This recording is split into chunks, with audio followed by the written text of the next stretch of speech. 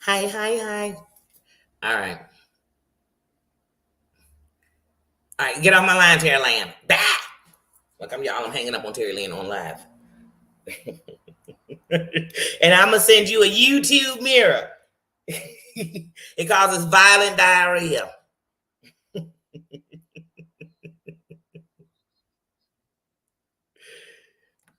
I'm out of here. Bye. Y'all, Terry Lynn just called me cracking up. I said, she done seen that infomercial? Y'all didn't see that infomercial? It's all over TV. The YouTube mirror. Mm-hmm. It got mofos lying, doing all kind of crap. Don't trust them. Don't trust them. When if they own a YouTube mirror and you see them on their live, I'm telling y'all, turn away. Turn around. It's like saying Candyman in the mirror 3 times. It's dangerous. Just John King. How you doing? How you doing? Happy Sunday, pajama jammy style. Corn's mom, I always see you. Says, how you doing? How you doing? Happy pajama jammy jam. It's a pajama jammy jam. Mama Ann, how you doing? How you doing? Always good to see the crowns in the building. And it's always good when I come in and there's members in the building. Members we stump in. How you doing? Happy pajama Jimmy Jam. How you doing? Apple Crest. Oh my God, the members are lined up. How you doing? How you doing? Says happy Sunday pajama Jimmy Jam style. How you doing? How you doing? Huh? Did you catch that infomercial? I am a surefire mess. We need to laugh. Dana says, how you doing? The members are in the building. It's members. Now, see, I needed more of the members to give me questions on have I ever. But the good thing is, I got the ones that we got. I got them on the list. And I said, you know what? First, we're going to come in here and shoot the crap. You know what I'm saying? I'm trying to keep the shooting the crap up to an hour. We're going to talk about the week, talk about each other, talk about Sunday, talk about, whatever you want to talk about. This is a pajama jammy jam. The kingdom does what it wants because it's our day. So, I was going to try to do that. Then, since it's every other week we do, have I ever, I got a little busy early. That's why I made sure I let y'all know about that infomercial. I had to put y'all up on it because I seen it. I was like, what? I think some of these heifers got this mirror. You know what I mean? So I had to put it out for y'all. Y'all had to know too. You know what I'm saying? But other than that, today just went by real fast. And I lost it in the minute. I said, man, damn, it's already 6 o'clock. And then I seen Brookie going live. I said, oh Lord, this mofo edited again. Oops, he done it again. You know what I mean? Stream Element, how you doing? How you doing? Love to see you running. Happy Pajama Jammies Sunday now. You part of the kingdom now, String. Don't play with me. You part of it. Cranky, how you doing? Happy Sunday, Pajama Jammy style says, how you doing? All these members in the building got me excited. And I just can't hide it. Oh, no. Yes. So, yeah, like I said, y'all, who that mirror I'm telling you, sis? I said, let me check out that disclaimer on that damn mirror again, because that was a lot. It was like I was going to order it at first. I seen the infomercial. I was like, damn, that mirror nice. That mirror's nice. You know what I mean? Like, I was really going on, like, I wanted to see it. So I'm like, wait, what? Well, what's going on? Let me see if I can find this show. It's everywhere. Let me see some of my video files real quick. I never know what's up in here. Hold on, y'all. Look at me trying to act like I know what I'm doing, multi-screen, and I don't be knowing what. And you, let me see. It might be up in here. Booyaka, boom, boom. Nah, none of those are it. That's not it. It's definitely a moving. I keep it.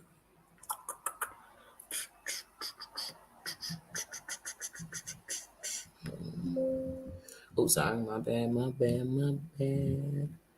I was trying to, hold on, where is it? I'm trying to see something. It should actually be down here. I never know what these doggone things are. They always trying to catch me out, you know? Oh, I was gonna show it to y'all. I can't find it. Pop it.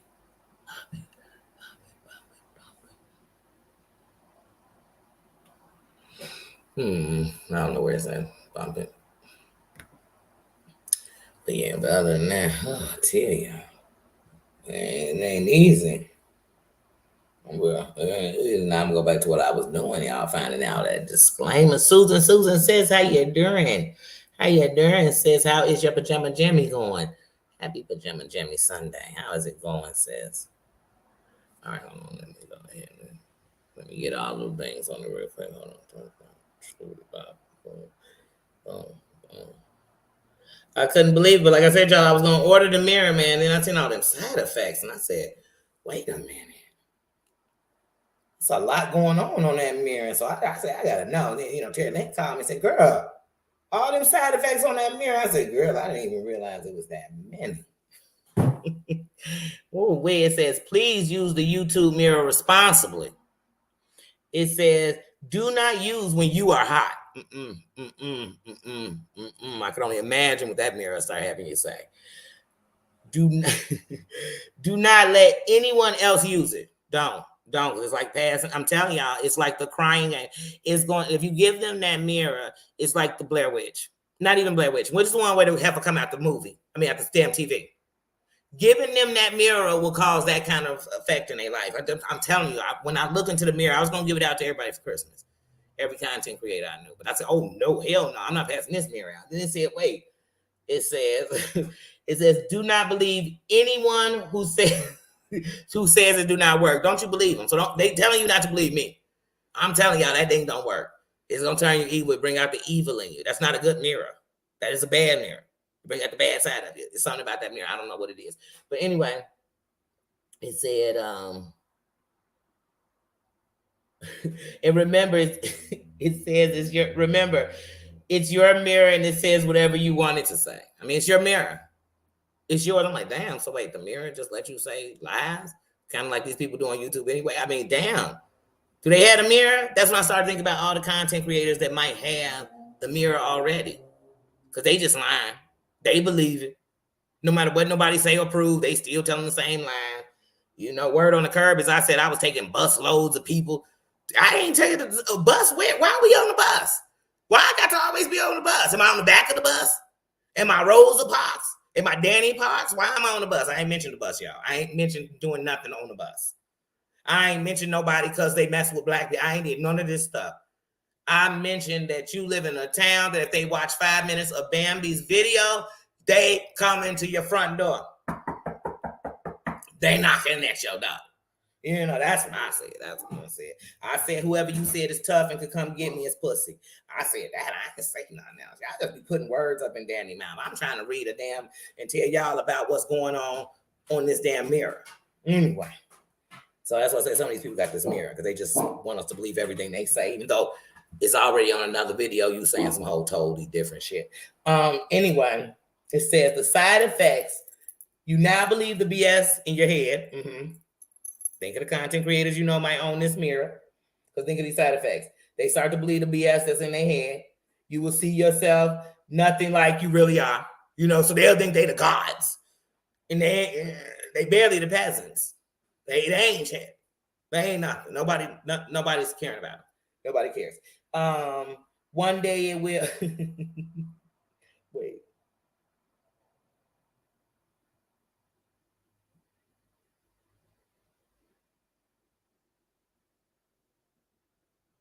One day it should say one day it will let you know you are lying to yourself. It's gonna definitely know you that. It's gonna definitely know you. It's gonna definitely know that. And it will cause dizziness, cold sweats, headaches, and violent diarrhea out of your bottom and your mouth. Because they just gonna be spewing diarrhea out their mouth as they stare in that mirror and think they the fairest of them all. That's what happens. I'm telling y'all. Yes. It makes you believe yourself. Believe YouTube only needs you. Because let all them tell it. They got this mirror in my mind. All of them believe if they left YouTube, YouTube would crumble. Subscribers wouldn't have nowhere else to go. They would just leave YouTube if they were premium members, users. Oh no, they was canceling their premium. If they gave out super chats to other people besides just you, they was gonna stop that because you gone. And as long as you gone, they can't be on YouTube. That's how these creators are. You be like, dang, I didn't know you were YouTube because I just found out about you a year ago. I've been watching for 4 years, so I'm trying to figure out how you're YouTube. Don't you realize I could never watch you again and be like I never seen you? And that's a lot of YouTubers I watch.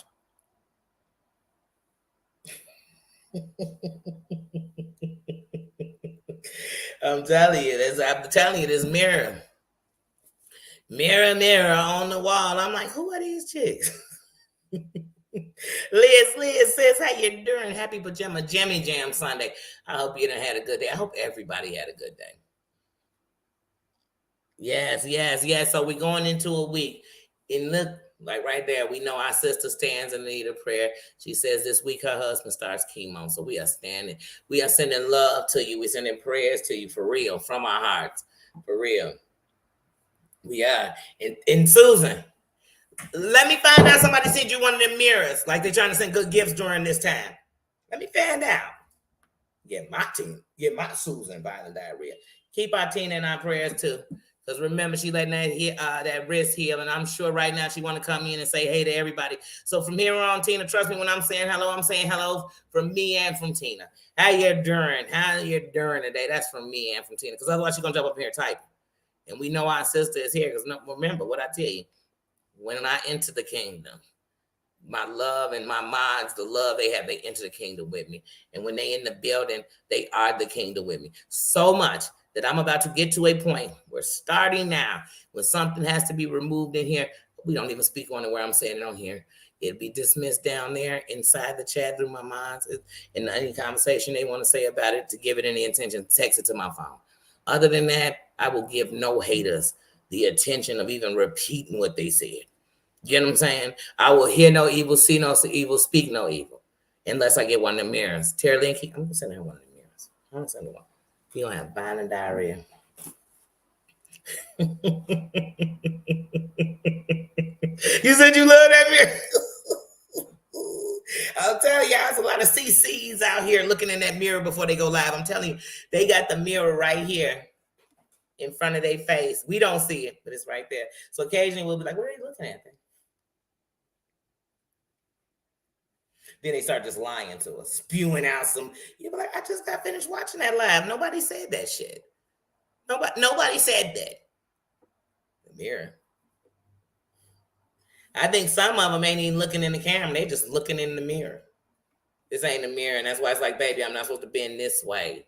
I'm not. Every time this go in front of my face, y'all feel like I should do a video. Like I should be like, hey, turn me up in them speakers, y'all. Run it. I've been on YouTube watching creeps as I'm rolling through these YouTube streets. I call them when they lying on the tube.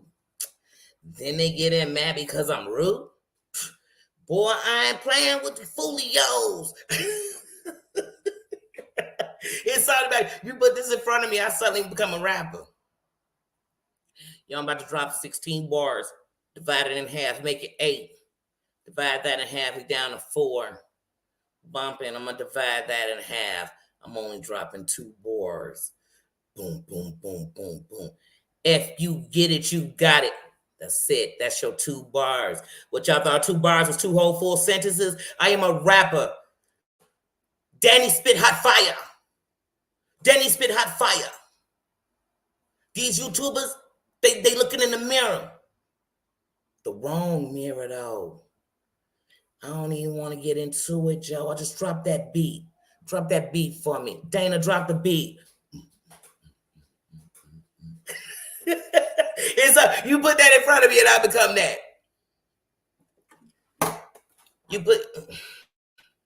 You put my mic in front of me. Hold on. You put my mic in front of me, I suddenly become, I'm receiving an award. That's why I don't even pull out my mic and stuff. Because as soon as I start, I become something other than the shit I'm supposed to be doing. So I get a mic and I'm like, first thing I want to do is I want to thank all those people who said I wouldn't. All those people who said that I was never going to make it. All that time I was hustling behind the projects just so I could. They're like, wait, damn, these sound like lyrics. No, Cece could rap just like quite like I can. I take a muscle bound man and but they're like, Danny, these are lyrics. Hey, that's what y'all, man. I wanna give honor to God for all this. You know what I'm saying? I wouldn't be nothing. I wouldn't even be here if it wasn't for him. I tried my best, to give honor to all the people that was there for me with so many names. I can't even say them.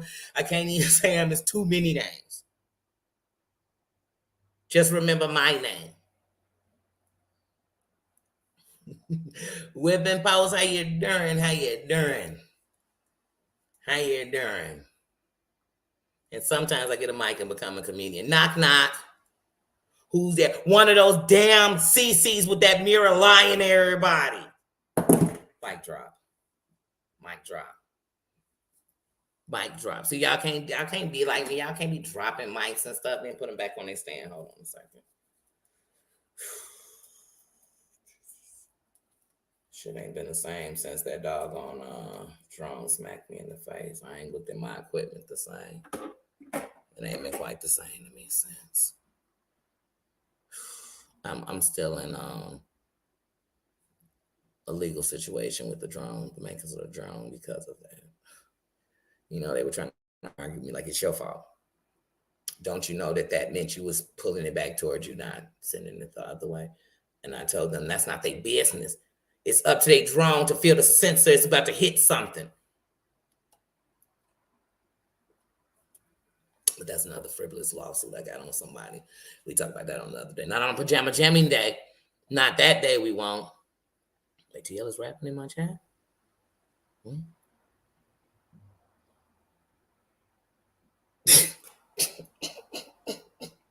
Now she snitch. Terry Lynn, I don't want to have to call you an SAB now. Because that's what we call them snitches around here. We ain't even giving them names. We snitching them out. You snitching? Uh-oh. You snitching? You snitching? You snitching? You snitching? You snitching? Stop snitching. Stop snitching. Stop snitching. Stop snitching. They listen and you snitching. They heard you. Yeah, you snitching. You snitching. Don't snitch. Man, that's going to be the hottest. That's going to be one of the hottest tracks of 2023. You know what I'm saying? At the end of the year, I'm just hoping when they're giving out the YouTube awards in the music department, I ain't gonna, the drama sector, the who told the most lie, all that shit, you know what I'm saying? I ain't worried about that part. But when they get to who was dropping hot fire, who was dropping hot tracks, all damn 2023, I better be in the top. Like, it better be like me, and me up in that competition. You know what I'm saying? And one of me better win. Let me find out I'm in all three. I'm the only three people up, and I don't win. Let me find out. And it's gonna get real. It's gonna get real crazy. As much hot fire as I drive, I just be dropping hot fire. You heard I just made a whole track on Terry Lynn that quick. Did you hear? Because that's what I do. I drop hot fire. Danny drops hot fire all through YouTube. They said, I ain't got time for that. I'm dropping fire. Puffy, everybody, anybody with a record label, they've been calling me. They've been calling Danny, when you gonna sign? Danny, come on, please. We giving you a $2 trillion signing bonus. I'm like, I don't even want it. Who need $2 trillion? You know what I'm saying? Who need that?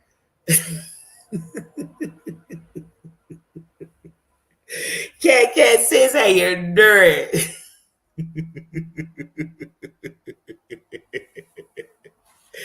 Yeah, please. I got several tour buses. Because I'm on tour. Y'all think I'm in the same room every day. I just put the same background. Ain't that what Jag told us about them sheets? Y'all think I'm still in that same room. I just take them sheets everywhere I go. I carry my sheets everywhere and pillows. Next time she's going from one place to the other, I want her to just take a 30-second recording of her moving around with these sheets and pillows. She said she's gonna tell us everything about her ex. I said, girl, it just make you look bad. No matter what you tell me about your ex, girl, if you were sleeping with her and laying with her while she was doing all these things, that make you look bad, not me. You were sleeping with the enemy, girl, not me. Mirrors for the air. You'll get a mirror. She get a mirror. He get a mirror. Then y'all gonna I don't want everybody. Then everybody gonna say, "Oh, Danny, I ain't been around. I had violent diarrhea. I just got that mirror. I was feeling dizzy." I started believing lies. Cause see, when you were subscribed, if you buy the mirror, I forgot to tell y'all that should be. Damn it, they're gonna put out a new disclaimer at the end of the video because they're gonna have to fix up some of the typos in the video. But in the disclaimer, but hey, it's a shitty mirror. It can have this. It can have typos. Anyway, for subscribers, if you get the mirror, you just start believing all the bullshit. You do. You'll find yourself repeating it in your mirror. That's one of the side effects for subscribers. I seen it. I heard it. I seen it. I had because y'all didn't go and check the reviews on that mirror. I did. I already checked. Matter of fact, I checked them, talked about it so much, I think they done took them down. They not even up no more. I checked them though. And I know one content creator said that they had to take a 72-step program when they got rid of their mirror. That's what they said. 72 steps back to telling the truth. Yes. It's a lot of steps back to telling the truth when you've been lying on the internet for years. Come on. You think they ain't got to give you something to help you get off all that lying?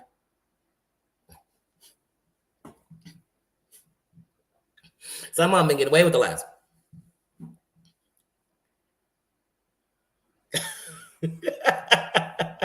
Oh, because you was out watching the game? Yeah, everybody was watching the game. Well, for us, it was that Bears-Packers. What game you watching now? I told y'all football is as American as apple pie. Yeah, I told you I don't even do football. Well, ever since I've been in Soldier Field now, I think I know football, y'all. Like, yep, the Bears ain't beat the Packers in 5 years. They said, Danny, you just heard somebody say that on the news, girl. But I heard it, and I actually listened this time and put it in. That means I'm becoming a football fan. Go figure. 43 years. Never cared for football. Now I kind of care for football. I mean, I am joining the team.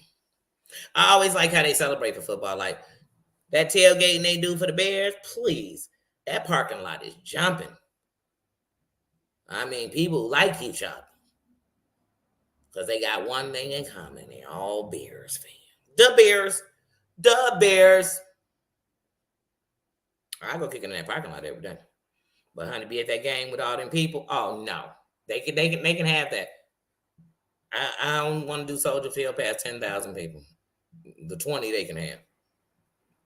And if it's 50, if it's seated 50,000, they can have 48,000 of them. As a matter of fact, I sit with 2,000. I don't want to be around that many people.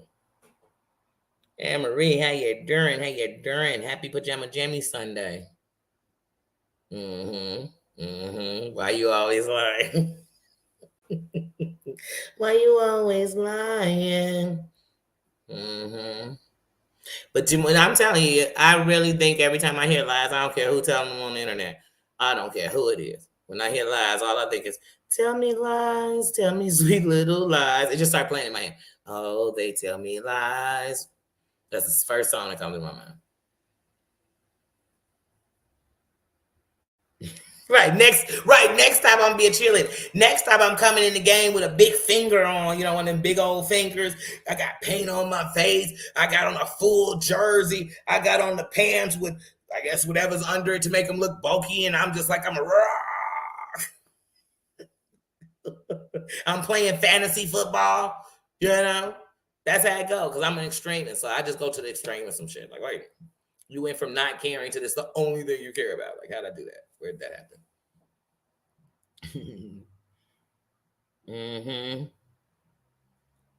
Yes.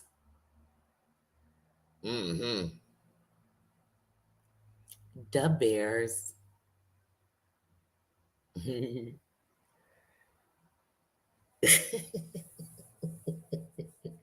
But I'm telling y'all, so like I said, now I can tolerate football. What I told myself is like today, if I would have stayed at home all day, then I would have went ahead and watched some football because, like I said, I became a baseball fan by going to a game. You know what I'm saying? Going to a game at Comiskey Park. And like I told you, I'm not calling it U.S. Cellular. So if y'all waiting until somebody wants to hear about it, it's technically U.S. It's technically Chicago. It's Chicago. Y'all let people say there was a great Chicago fire. There was a fire downtown. But if you know Chicago history, what you know is that was considered Chicago back then. Everything else surrounding with the suburbs, their towns, look, just because it's called suburb don't mean it's rich. But, you know what I'm saying?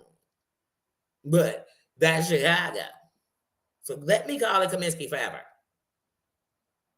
U.S. Cellular. Don't nobody even use U.S. Cellular like that. I don't like it. I just don't like it. Let Wrigley Field change to AT&T. People still gonna be like Wrigley. You talking Wrigley Field? Let the United Center become Ununited Center. You think I'm calling it that? It's United. Didn't I tell y'all to call the Sears Tower because it's owned by the Willis family? It's the Willis building. Who the hell is the Willis? What you talking about, Willis? I call it the Sears Tower. Wait, who gonna stop me? Who? Because you think that when people correct it, because there's always somebody in Chicago want to correct. Like Sears Tower, like then it's the Willis now. Then they want to get a year change. I don't give a damn about none of that.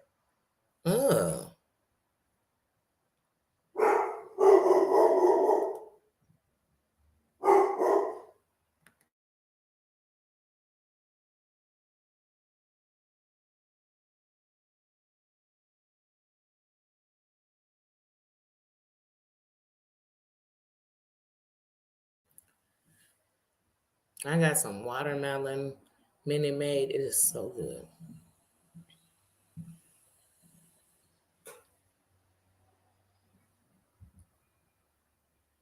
Yep. Know where I got this bus from. Because let me tell you something. Danny can drive. I'm a great driver. I've been driving since I was 16 years old. I don't have a driving record. I don't, none of that. Driving since I was 16 years old. Danny don't drive because in 2020, after I had my surgery, there was times my vision went out completely. And the fear of that and not knowing what my eye was going to do is the reason why Danny don't drive. Because I don't want to endanger anyone else. It's the reason why Danny doesn't drink and drive. That don't make me better than nobody. I just don't want to be on the other side of somebody else's life if I could avoid it. Now, here's the thing. I can get into a car accident and somebody's life can be taken. But I know that if I got into an accident, it was truly that, an accident. If I go out driving knowing my vision to go out, that's not an accident. That's me gambling. That's called Russian roulette. If I go out, so I don't know who done put me in all these buses, but they swearing I got a bus load of people. Now, I know bus loads. I know airplane loads of people that'll move, groove, and do whatever. But see, once again, we keep making these people that'll just pull up on buses to fight. Who are these people? Am I because I'm black? Because I gang bang? Because I this? That's all I know. See, that's what's wrong with people. They like to hold against you what you said about you. You can't. I gave it to you. That's why you know it. It was the honestest thing I said, but I also said I know very well connected people all up and through this city, through the state, in politics, in high power and jobs, big time Kappas, big time Alphas, Masons. I know a lot of people. So like I said, at the end of the night, I don't know who these buses are. I told you I was going to pull up. I told you if your buddy pull up anywhere I want, but I'm done smacking them around the whole town and letting everybody I know smack them around town, we coming for you. That's what I said. I ain't bite my tongue. Whole earring on it won't bite it. Heard me? You heard me? Heard me? Oh, she's so mad. I said, if your police department knew you were still talking to a dude who caught a whole case in this city, that's what I said. Y'all, I'm telling y'all, don't bring me no news. I don't, because I'm going to respond like, this never happened. I never said that. Girl, who am I? Girl, if I was on a bus load, we wouldn't talk about it on the internet. You just see that bus pull up. And then we would all say, the wheels on the bus go round and round, round and round, round and round. The people on the bus go dumpity-dump, dump, dumpity-dump, dump, dumpity-dump, dump. That's how we come in town. Girl, we wouldn't be talking about it. They just be making that stuff on me. They just, I mean, come on. Where does this stuff be coming from? I mean,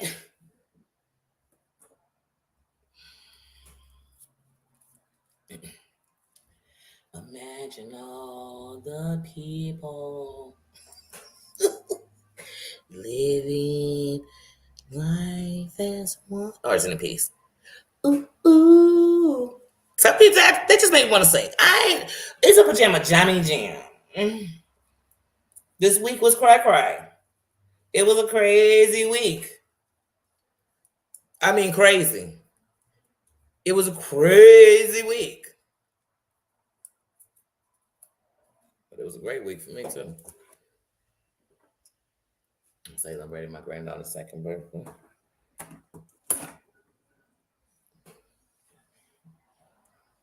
You know, it's a great week for me.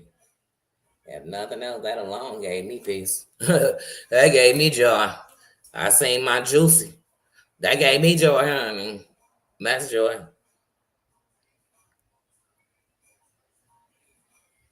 I ain't never said none of that. Yeah, but that's what I'm telling you. Wait, mirror, mirror on the wall. You know, that's what these people do. They go and say anything. They say, okay, wait, I can't. Danny came on her channel and said A, B, C. It's easy as 1, 2, 3. That's what Danny came on and said. They were gonna say, yeah. So Danny came up on there and was like, put on your shit, kick us in, kick some shit. Put on your shit, kick us in, kick some shit. She'd be like, hold on, we on 2 different albums. I was doing the Jackson 5. You doing House of Pain. We on 2 different. First of all, we on 2 different genres. It's the internet. So in real life, all people gotta say is, wait, where Danny say this at so you can play it for me? Because Danny ain't raced shit off of him. Every video I put up, like I said, I can tell you what video I took down. I took down that video I had made when I was sitting in Georgia about Siwa, and when she got excited, and here her was on there dogging the shit out of Danny Robinson. And I thought, ooh, and I said it because I was reviewing it while I watched it. I literally said, ooh, Danny gonna eat Siwa in the morning, and she did. That next morning, she came and like, do-do-do-do-do, dun-dun, dun-dun. I said, damn, she gave a chin check. Siwa was in there dropping out cash apps and shit, joining Danny's members. I said, do-do-do-do-do, but girl, I don't race none. So if I said it and somebody said I said it on a live, it's there. If I said it on somebody's panel, I'm sure they still got that live up. It's there. If I typed it in the chat, I didn't save a screenshot of what I typed it, but it came out my mouth. I'm sure I said it. Matter of fact, I know I said it because don't nobody type for me. Even when I can't see, I type in slow motion. Y'all didn't know how long it took me to type it, but I typed it. Please. I ain't got no handlers on him. Don't know. But Danny ain't said nothing. Sure. She ain't gonna sit and argue if she said it. She ain't gonna do none of that. She ain't said it. She said what she said and she meant it.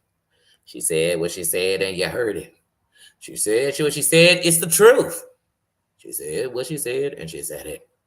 She said it. She said it. She said it. See, y'all gonna have me making up songs all day. I said it.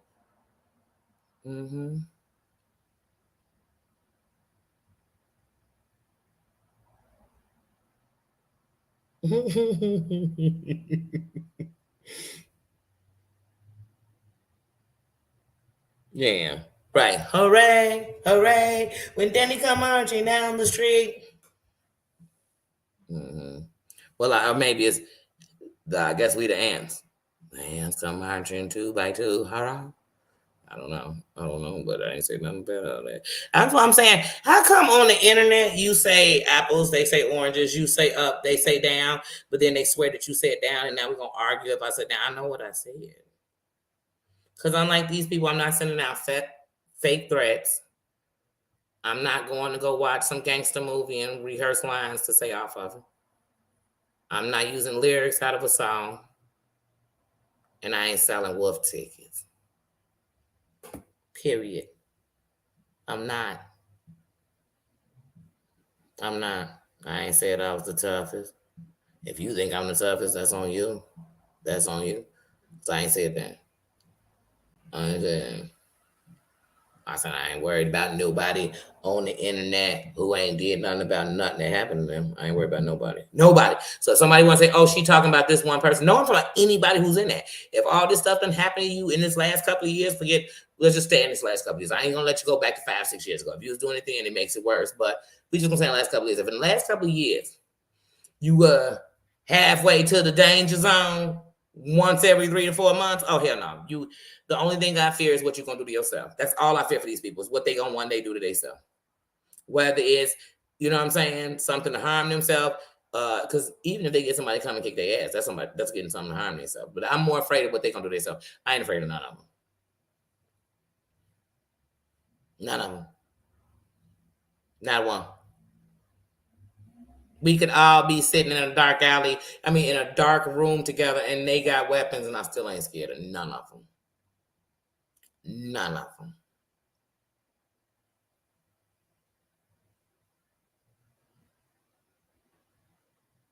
If I said you trash and you this, oh well, I said it. So what? Why you so bugged about it? Why is it bothering them so bad? I'm so nothing. Cause look, they supposed to be somebody's, and nothing they say mean nothing to me. It don't. I'm nothing. Everything I say, they got a rebuttal, scuttle, duddle. Ooh, why? Why? Cause I'm telling the truth. Cause it bother you. Cause you know I'm right. Cause unlike the rest of these people, I'm just calling you on what you did. I ain't gotta go find nothing else you didn't. Cause all y'all together is one dusty pussy, in my opinion. So sorry if I don't care. Sorry.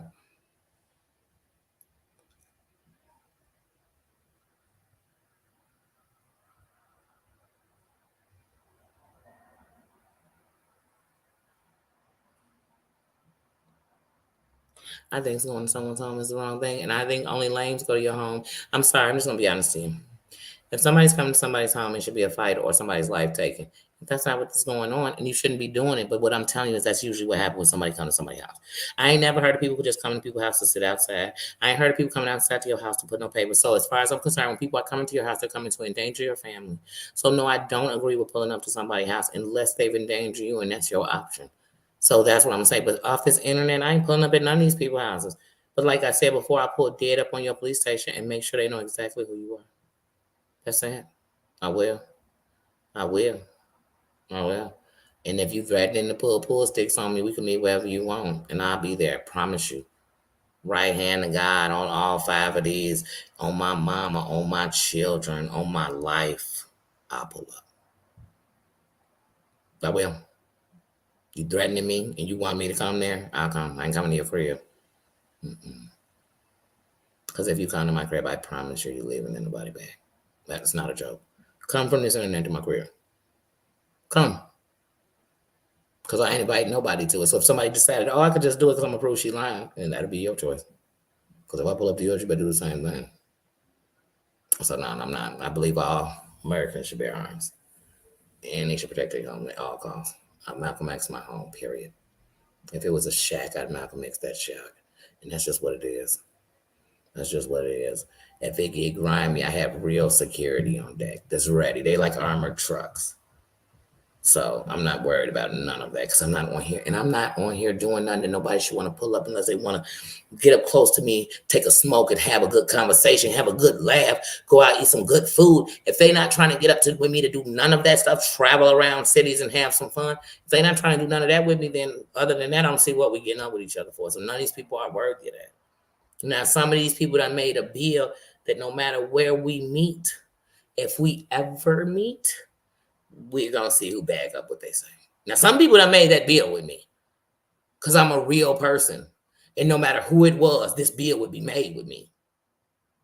I'm never coming on here to diss none of y'all kids, your grandkids, none of this man. We ain't gonna argue. But if God ever makes a circle, I don't care if where's the airport, a funeral, the streets, a restaurant, a hot cup of Starbucks in your hand, or a cold one like the one John was gonna beat them blacks up with, I don't care. I can be with my mama, my daddy, the kids, the grandkids. If there's another adult with those grandkids, they'll be safe. If it's not, I put the grandkids in the car. Settle whatever I gotta settle, but before I call somebody and tell them you should get up here in case it goes left. Because I just don't believe in doing certain things to people. I live on a moral compass. In my whole life, I've had 4 fucking fist fights in my whole fucking life. I don't live fighting by the gun. I've never murked nobody. And if I did, I wouldn't say I did on the internet, but I haven't. I ain't a killer, but don't push me. Tupac said it best. Those are my words. But at the same time, so like I said, me being on the internet ready to fight these heifers. Why? Some heifers that won't fight. All these heifers that do all this back and forth, delivering stuff to each other, none of these heifers will fight in person. If somebody and I'm not saying I want to fight them, but if somebody came to bag up all these threats they've said, all this shit they talk, they would call the police. They would run into a building and hide. So I'm not a bully, so I don't fight the weak, and I know these people don't want to fight, so why are we pretending? I'm not gonna pretend with them, but I'm gonna tell them I don't know who y'all playing with on here, but I'm so grown that I'll let you know I'm not too grown to beat your ass. You keep playing with me like that. Like I'm that grown. So that's why I don't do it on the internet. Not gonna get it out of me. But if you just want me to be that angry black woman who just fighting and bobbing her head and dabbing her beat, if I'm so bad because I'm a black woman, these women have did some terrible things. I don't even know no black women who've done it.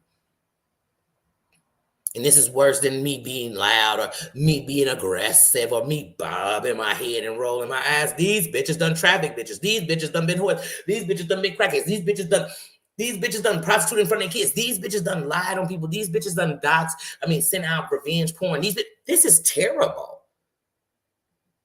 And we worried about if somebody got a little loud, they might be a little hood. These heifers that was whoring sound hood to me. They sound like would y'all say ghetto? They must be from that. You was it sound like you might have been a little hood. You was the one going through the hood to get these drugs, but I'm hood. I ain't never lived in the places you done went to get these drugs from. That's why I said on the internet, you got to check what mirror are they talking through. Because, okay, hold on. Throw stereotypes at me. We on the back of the bus. Is we shuffling to the back? What bus am I on? Oh, let me guess. Am I coming on the public transportation? Because I take it. I take it because I choose to. Because I could drive. I could actually get a car right now, and a nice one. And be driving and take a chance. But I don't so much as have glasses right now. Right now, I'm damn near legally blind in my left eye. So why would I be driving? So how would the bus knock me as a diss? I would never. Is that a bus diss? Because I don't know. Because it wouldn't diss me. I thank God we got great public transportation because I can get anywhere I want without having to depend on somebody else. So why would I care? Sherry, how you doing? Well, that's the internet for you. I know that's right. Thank you. Like I said, I'm human. And like I told y'all when I first came up here, I used to fight wrong because it's the only way I knew how to fight. So I was just, you play a game, I play it with you. You want to act, let me show you the real side of it. But it's not an act for me. It was really what I was going to do, really how I was going to be. But what I learned is then what people do is turn it on you. Oh my God, now they scared. But they kept poking this bear. And I never denied who or what I was. Nah, man. That's it. Not who or what I knew. Who or what somebody else and who I was. That's who I know. That's who I know. That's what I tell people. I don't be on here arguing with nobody about no damn. I don't come to nobody looking for a problem. Every problem I've had on this internet was brought to me. I was disrespected because somebody was mad at somebody else. And I'm sorry if to me, y'all, that doesn't make sense. That doesn't make sense to me. There's not one person I dislike because Terry Lynn dislike him, because Dana dislike him, because Susan dislike him, because Tina dislike him, because Mama Ann dislike him, because Heidi dislike him, because Just John dislike him. There's not one person. I dislike what's wrong, and it still don't make me disrespect nobody or speak my just opinion because I feel like I need to just speak my opinion. I don't do nobody like that. There are some boundaries, but to me, when you cross boundaries and you trying to like be condescending or you trying to be that undertone racist or disrespect because you're throwing things, I'm gonna shoot it right back to you with facts. What the truth and what I got out of what you're saying, how I felt. Because I can't tell you what the rest of the room felt about what you said. I know how it made me feel. Just like when I said something the other day, the only reason I came on here to say something the other day is because all of these heifers play this kind of dirty game. I'm saying my dad's a lawyer. What y'all think y'all gonna look him up? He's not hidden privately. But what I'm saying is y'all like to mess with people who don't. But let me tell you something about my family different than these other people y'all playing with. If you interfere with them, depending on who they were, they decide how they do it. But legally would be the first thing because they have nothing to do with this. Nothing. Nothing to do. That's part of the definition of harassment. Exactly. I mean, literally that's cyberbullying, and it's fine that you're pulling people out because they related to people, because they live with people, because they dated people. Come on now. So, like I said, let me click this in the bud because one, I've never said I was getting my daddy to nobody. The only person I've ever referenced in any beef I've had on this internet about a lawyer was, and once again, I've told you all what law my father practiced. So for these cases, why would I have him in it? Because once again, y'all got to remember lawyers practice different things. It's not just, you're not a lawyer to everything, or maybe you are on the internet. I don't know. Law, no order. But I had to address that. When Sparkle was running around calling me, I must address that. When Deary Vet was running around calling me a sellout and I needed the white vote, I don't need no vote because of the color of your skin. I need the vote because you a real person. Because I run with real people. That's what I know. And I know around here, as soon as somebody get mad at you, first they talking about you and you ain't saying nothing. Next thing you know, they so-called pulling out something that's your secret. I don't got no secrets on here. And there's nothing that anybody could do in here but open a can of worms that they're going to regret ever opening. I promise you that. I promise you that. Done got whole people took out of businesses before, then got police officers fired before. This is my family. Real life. Because they were wrong. So if you want, they could test up on anything you want. That's why I already know how to do things the right way. Like I told you, I used to fight wrong. But when I'm speaking on something the right way, I'm not lying. When I was telling you about that town, I'm not lying. That's why people mad. But like I said, for everybody I done came for in here, I didn't come for nobody. But nobody, I'm not going to sit up and let some goofies who've been running around here doing nothing but causing drama think I'm gonna be another goofy they playing with. I'm not gonna be another goofy going back and forth with them for months. I'm gonna call them out on how they are ashamed to themselves, and I promise you that the name they leave on the internet will be an embarrassment to generations of their family. They've already done it, and because they think that they erased it, it's gone, or they think because they changed channels, it's gone, or they think because they said sorry, it's gone.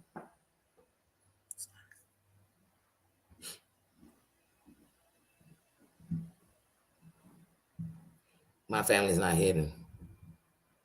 My family's not hidden. Matter of fact, my family's very famous to the city of Chicago in some parts, in some people. So my family's not hidden. But what you're going to open is Pandora box. And you're going to be crying more when you start hearing about how many people are really important. That's what's going to hurt you. Because you got this low-life daughter, this black woman. What you're going to learn. That's what you're going to learn. So please, do as you do. Do as you do. But once again, see what I mean about them tactics? I'm going to dig up your family. Is my family coming at you? Because some of them wouldn't even be this nice. You going to dig up my family? What you digging up? Who are you digging up? Who is it you want to know about? Please, I'll tell you. Who? But you got to be willing to go back and forth with your family too. So for every one of mine you bring out, I guarantee you're not going to like it. Because one, they going to check you. They're going to check, especially if it's one of these whores or crackheads coming out, they're going to check you.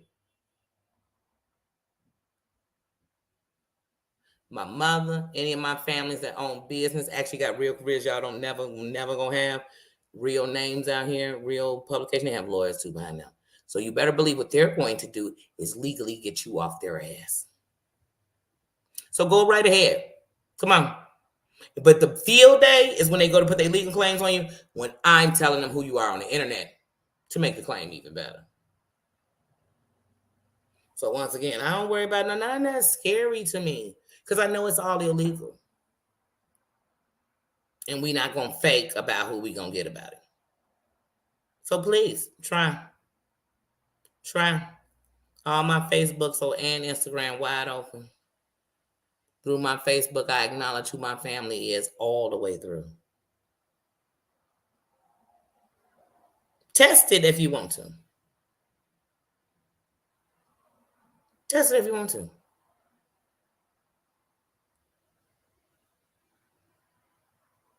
Test it if you want to. And what you're going to find out is you're not messing with a bunch of nothings you want to think it is. Go right in. I'll enjoy. Because they're gonna make you eat the word you did. And then they're going to also, what I'm going to tell them is, this is what they do to people. Look at this. Just last week, they was asking this person's mother, grandmother, auntie, cousin, and that becomes a pattern. And that will go definitely under the definition of cyberbullying. So please, let me be your example. If you let me come inside. I'll keep you satisfied tonight. If you want me, if you need me, baby girl. You gonna go taking out my family? You gonna take out my dead dad? Huh? What worse you gonna find out than I told you my father? What everybody's dirt would be to tell you that my father was gay. But my father died. I told you that. I don't live like y'all in a bunch of secrets where I'm hiding who I am and I'm so scared somebody gonna uncover. Nope, I'm not. I've never been a hooker. I've never been addicted to drugs. I hit stains. I know people. I got buddies who caught bodies, did time. Yeah, I do. I was in a gang. That's facts. I said it, just threw it up. There ain't nothing you gonna find about me. My mother was a great mother who not only got her degree, wrote books like she said she was, has a master's, show did. My stepfather, like I said again, is an Esquire. Bitch, if you don't know what one is, go look it up. My sister is a writer and also a person in education. You got me all the way messed up.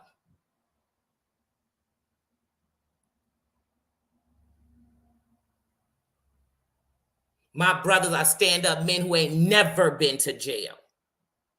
Now, my brother might have arrested one before, but that's some young kid shit. But I'm talking about doing jail. Never. And they really, really real men.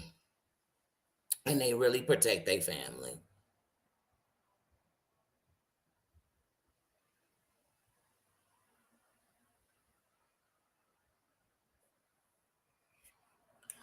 My stepfather's father worked in part with the Tuskegee Airmen. So, baby, you don't know my life. The man I call my grandfather was related to Emmett Till. You don't know my family.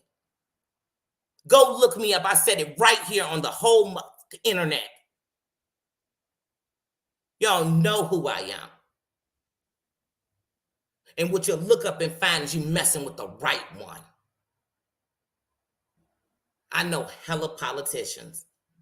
I know hella people involved. I know hella people that can make change. You don't know me. What you know is I've come in here and shown respect. And what you know is I'm not hesitating to tell you I can go any way you want to. I choose to go the right way. That's why even when I've checked all these people, as far as I'm concerned, checkmate, because ain't none of you bitches answered nothing I said, because you can't. You're not going to play the part with the real questions, because you won't. You're making up narratives even off what I'm saying when it's not what I said. So I know. But all I hit people with is what they did. I don't play nobody video. I ain't got no screenshots to say it. I don't need a co-signer to come up here and do it. I don't call nobody to tell them, and nobody calls me to tell me what to do. And that separates me from like 95% of y'all. Because 95% of y'all need somebody to call you, tell you, show you, send you, screenshot you, do this. And otherwise, y'all wouldn't know what to do. Y'all don't even know what's going on. You fighting a battle and don't even know the whole conversation. So like I said, people started coming for me when Danny wasn't coming for nobody. Period.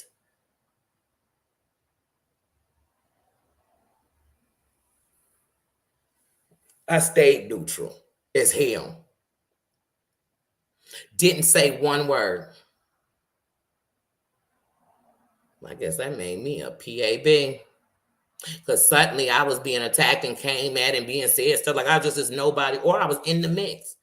And then it's all this, oh, because this is what everybody do around here. Oh, you guilty by association, you guilty by association. Then what's the association? I didn't come for approval. They just want to fight. You don't even have to talk about them no more. They can't just answer what you got to say. They're going to go every day about you. From last Sunday, and in times before that, but from last Sunday for a fact until this Sunday we're sitting in, a mofo has mentioned my name every time they came on. And I'm just supposed to keep sitting here? When I made it very clear we in the same county, we can get it any way you want, from your police station to however you want. But these threats and shit, I'm not going to do it while we sitting this close to each other. Like, I'm not. I'm not.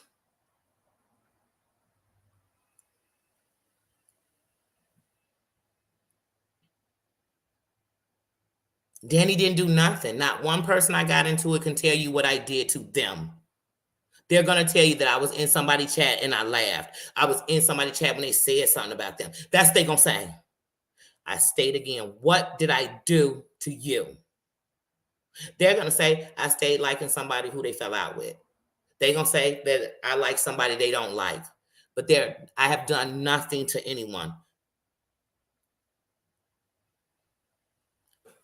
Jules, Amber, all these people, if I say the truth of the matter is, there's nowhere where I'm talking about them. Negatively, nowhere. And when I finally said something to them, they had already disrespected me.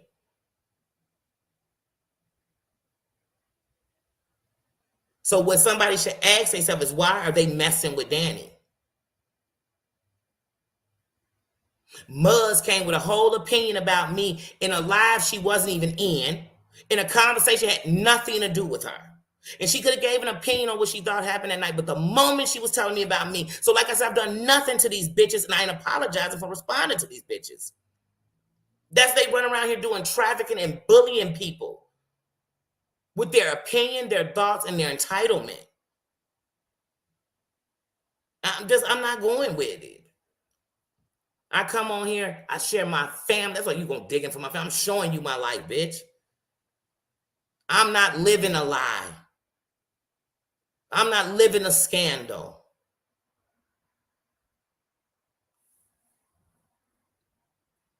I never denied I was in the documentary. I never denied it at the time that the house I was living in was in foreclosure. And that's why I stayed, so we was declared homeless. I even told y'all about the documentary, so you go watch it. I'm living in no lie.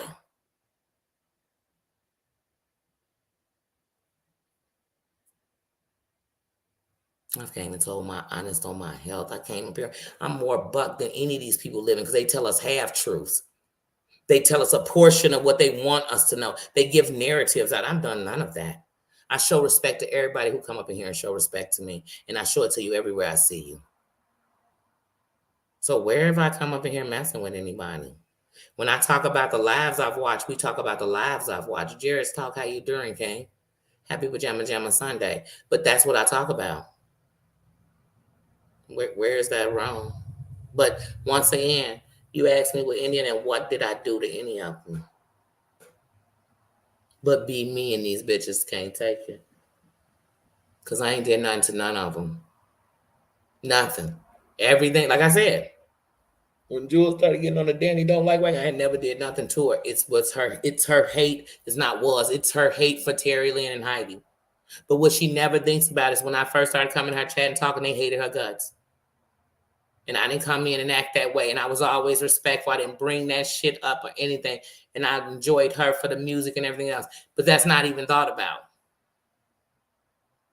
That's why I said, but around here on YouTube, when people catch a tube with one person, they make everybody have to ride that. Every one of the subscribers that's over at Jules never did nothing to none of them.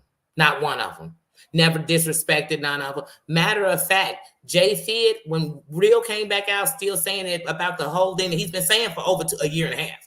This ain't a new rumor about what he said about Jay Fid using the N-word. I still said with her, I didn't believe that.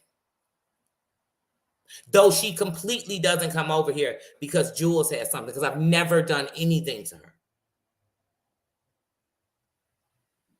Until I heard the video about Jules saying that she would release that thing, that picture on memes, I had nothing to say about Jules, and I still didn't come out and publicly say anything about that till the video came out about her saying how she never even liked me.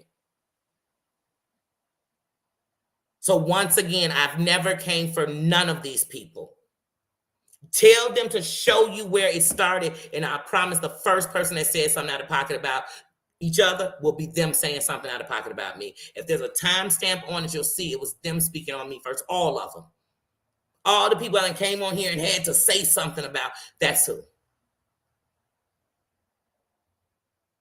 They've had something to say about me. They put my name in their mouth.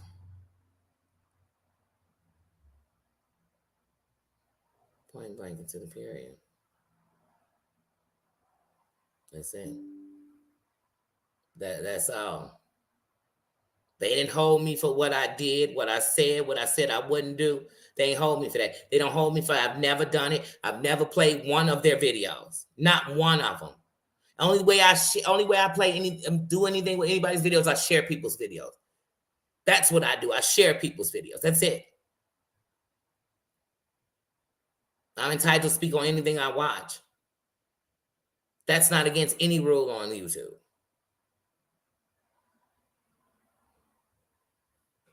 So there's not a person on here I've spoke on who didn't start with me, who didn't degrade me, belittle me, or disrespect me and think I'm just going to sit here and take it.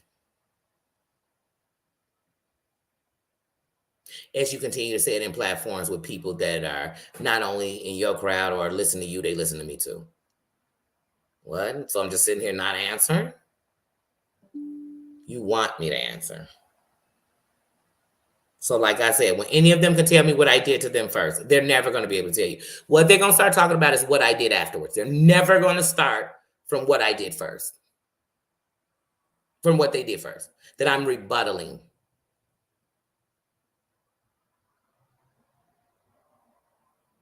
And the day I brought up the memes things, the same day I found out she made the statement about not liking me and never wanting to support me in any kind of way, then why did you? It was your channel. You didn't have to at all.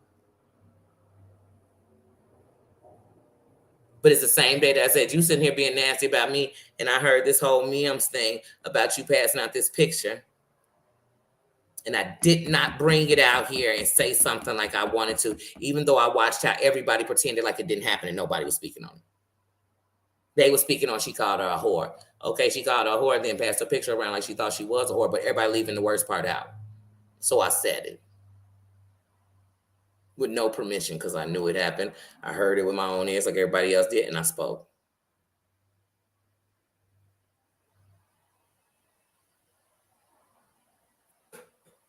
And that was almost 2 months ago. Recently, she addressed and said something because she going after Terry Lynn, Mama. You going after all these people because you hate them.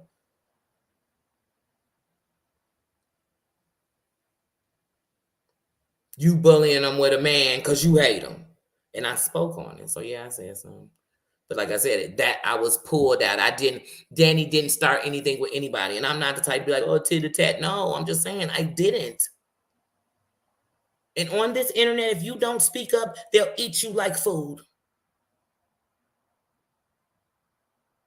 Because they food already, and they just trying to get them off you so they don't have to be the food they've been being. I'm not the food. I'm a foodie.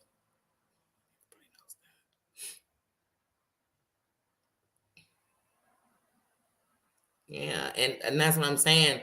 That all these been problems because of people having something with somebody else. And though they won't admit it because it make them sound really petty that that's what they do, they literally have a problem with somebody else and they don't like Danny for my attachment with it. Do y'all know how many times I've had to hear, I'm Terry Lynn's flunky, I'm Terry Lynn's token Negro, I'm none of that. I'm Terry Lynn's friend, for real. I've watched how a woman came in a year after everything started, and nowadays they put her at the beginning of it like she was there. I've watched the lives. Do I think she perfect? I tell her she ain't perfect. She know I ain't perfect. I love her. She loved me. I don't tell her what to do. She don't tell me what to do. But when I need to speak to her about something or I think something wrong, I do come to her, and vice versa. But because so many people hate her, a lot of people's like is that I don't even like Danny because I don't like her, and Danny like her. Because that's really what you're saying. Danny like her, and I don't like her. I don't like Heidi, so I don't like Danny. I don't like Danny Robinson, and Danny like Danny Robinson. It'd be the stupidest shit. But Danny says she don't like a content creator because he said I was a crackhead and I've never done a narcotic in my life.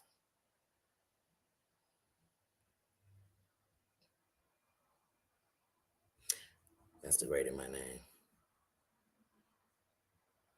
I'm calling people on stuff they actually did on the internet. Is that degrading their name or repeating what they did?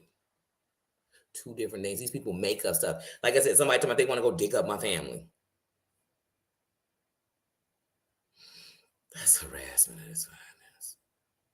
And this will be okay. That people, these content creators, these same ones, the Jules, the Ambers, the Johns, they all come on and name illegal things. They're going to do harassment and cyberbullying.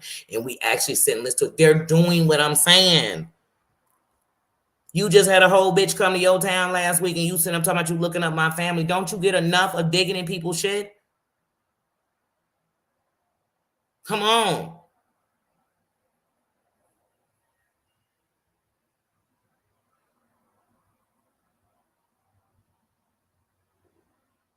But yet you living in the same town that a crime committed with you in the town and still talking to the same dude. And letting people come to your house. You're a danger to that town. Like I said, I'm not biting my tongue on that shit. And you know I was right. That's why you still so mad. That's what. Look, if I wasn't saying truth and I was just saying a bunch of lies that she wasn't worried about, why would she be wanting to look at my family and stuff? Why would she be making up stories about I got a bus load? I said because she dated a black man, a bunch of stuff I never said. I never said. I said the reason they dogging this black man, because all they do is dog him out when they talk about him. The reason they dogging this black man on the internet is because you brought this story to the internet. His part, not just yours. You could have just brought your part of the story to the internet. You brought his. That's what I said. See, that's what I mean. People just be making up stuff. I ain't say all that. I ain't never said no bus load or nobody was going to your police station. I didn't. I said if I went to your police station, nothing happened, then something ended up happening to your building or to you, I would go and I would make sure that all news outlets in Illinois knew that Lombard knew this, that Lombard been housing you for years, knowing who and what you were. That's what I said. And tell me where I wouldn't win. Just tell me that when you was on, girl. Cause I ain't tell me y'all so easy to figure out. And like I said, keep making statements. Anybody from here's what I can tell you. Save them for yourself. And the day I say give them to me, send them on to me. Any clips with a threat on me, just get that clip. Take that piece of that clip. Hold it. And when I go to the police station, send me those clips. And I'm gonna prove them. Make sure they got a date and a timestamp for them too. And then the day I go to court, all clips is what I'll play. And I'll say, and this has actually been since I made it out here and let them know what you was doing. Because that's all I've done. My threat was saying I was telling the police. My threat was saying that you was a habitual criminal. And you're admitting it by saying how you want to do all this stuff. Do it. And you know what I'm make sure I do? When I'm sitting in that whole room full of lawyers this Thursday, I'm going to ask them all if this is considered cyberbullying. And then I'm going to play them that video of that woman in our city and see what they think about it. I'm going to show, see what I'm going to do? I'm not going to show them no more what you say. I'm just going to show everybody what Bambi did in our city in Cook County. And they ain't going to be worried about Bambi as much. They're going to be worried about that you're still threatening people on the internet. After that happening last Monday, it still ain't been reported to the police. You have not reported that to the police. It's not reported to the police yet. But you still up on here threatening people. Girl, bye. That's why I say I can't on here. I can't. I will never step to that. It's tiring. It's tiring. Wash, rinse, repeat. Bully, dox, harass. And you seem like you're the worst person if you speak back than you are for saying nothing. You know how many people, how many subscribers have just left because it's just over freaking whelming. But like I said, the great thing for me is I go a bunch of different places, so it don't really bother me. I don't watch these people at all, so it doesn't bother me. It doesn't bother me. It doesn't. And people don't send me clips and all that stuff, so I don't have to be whelmed in it. Like I said, if it's a threat, well, clip. I don't care who the threat is to. If it's a threat, I'll take that clip because I'll turn it into a remix and I'll say, officers, I got 4 minutes of video I just need you to listen to because my attention deficit don't want to listen to more than 4 minutes of this. And this is all 2023.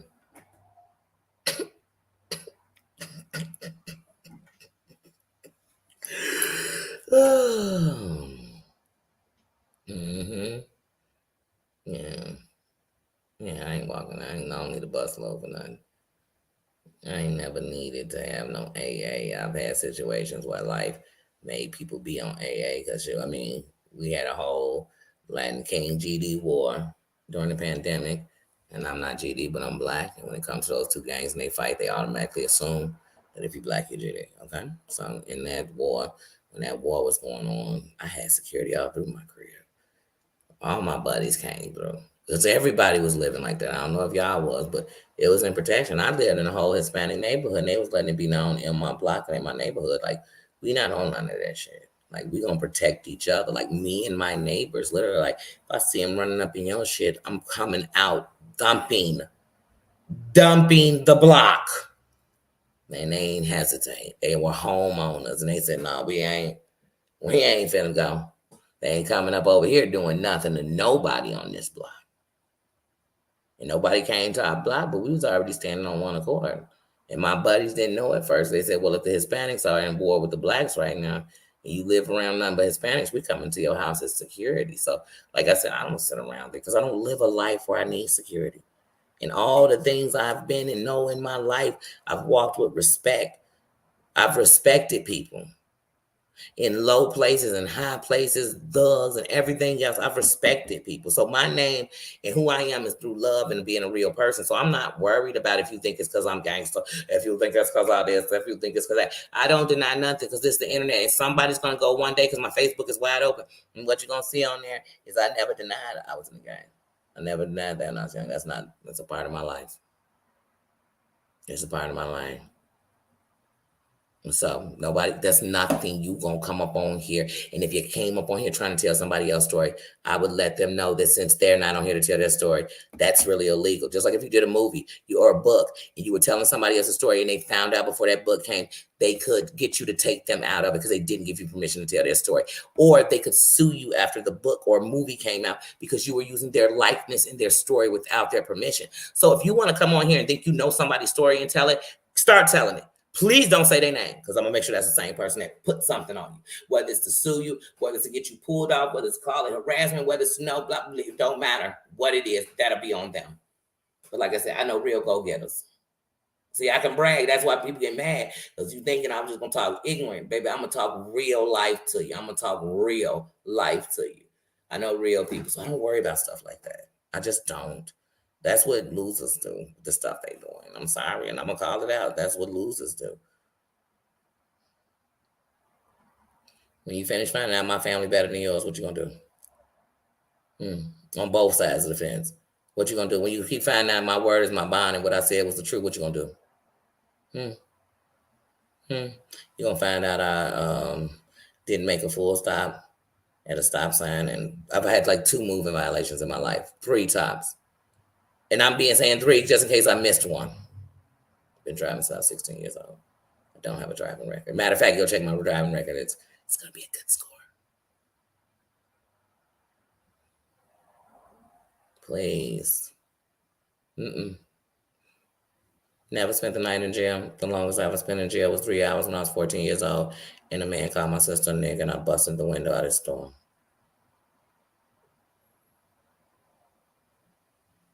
I spent 3 hours in the jail being harassed by the police till my parents came to pick me up. I've never spent when I was 16 years old, We had a gang meeting. We were arrested in the park. I was 16. They never charged me with anything. They took us to the station. They called our parents. After 2 hours, they had to let us go because people's parents were at work or couldn't get up there, and they had no real reason to charge us because they really never caught us doing anything. They just knew what was going on because they caught us coming out of a circle. They got my whole record.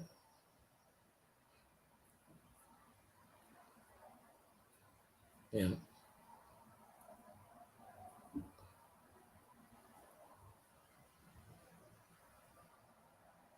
I went. Does that mean I was that's what I told Terry Lynn before. Now, if she's still in here, she'll tell you what I tell you, Terry Lynn. It's a lot of people with no record are worse than the people whose record you know. It's a lot of people with a record who the truth of the matter is that story don't even really make them. They've exaggerated. It's some people who went to jail and they literally in jail lying about what they're in jail for. You got to know it. You got to know it. I don't care. That's what I said. Yeah, make black sound so bad. And it's just like, but black is not on here doing this. I'm not. I meant what I said. I ain't arguing with nobody in my city.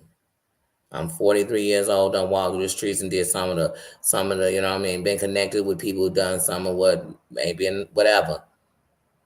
But at the end of the night, I ain't never walked down my street and had nobody come into my crib ever in my life. I ain't never had nobody freaking checking me or trying to drag my family because they mad at me. Never in my life. And if you think I'm going to come on the internet and do that or think that's okay or not speak on that, I am. Because every time y'all do it to each other, I think it's wrong. I think it's what pussies do.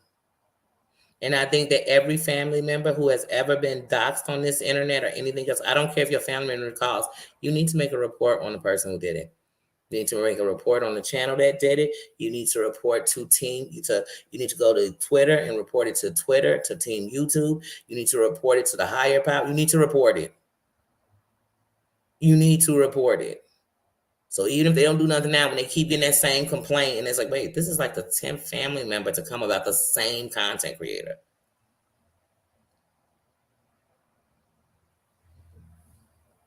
Just like if I go to that police station and I'm saying, yeah, and this week she been calling me, you think they ain't gonna go listen?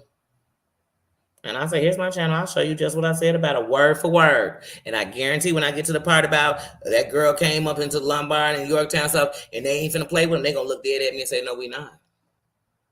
Who came to Yorktown? Who was in Lombard? If I walk into Yorktown police station and say, hey, I just want to stop in here and let you know, there was a woman here about a week ago from the internet, and the woman she came for, they still tookity booking all over the internet.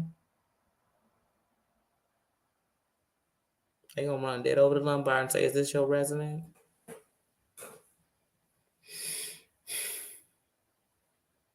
That ain't made up. That's real life. It's a whole bitch with a video on the internet, and a bitch who cray is, I mean, cuckoo for Cocoa Puffs all over the internet. You still ain't reported it to your town shit, girl. That's why I feel sorry for you, girl. Because you are all bark, no bite. All you know how to do is get people's information. I don't know if your best friend go get it for you or one of your subbies or you go get it yourself, but that's all you know how to do is get people information. That's it. That's all you want to do is give people information. I mean, that day you even said, man, Terry Lynn, if I'd have known how much information, like you like that stuff. You like that stuff. I don't. I don't like drama, but I don't duck nobody throwing stones at me. Ugh. All these people like this stuff. I just don't. I don't.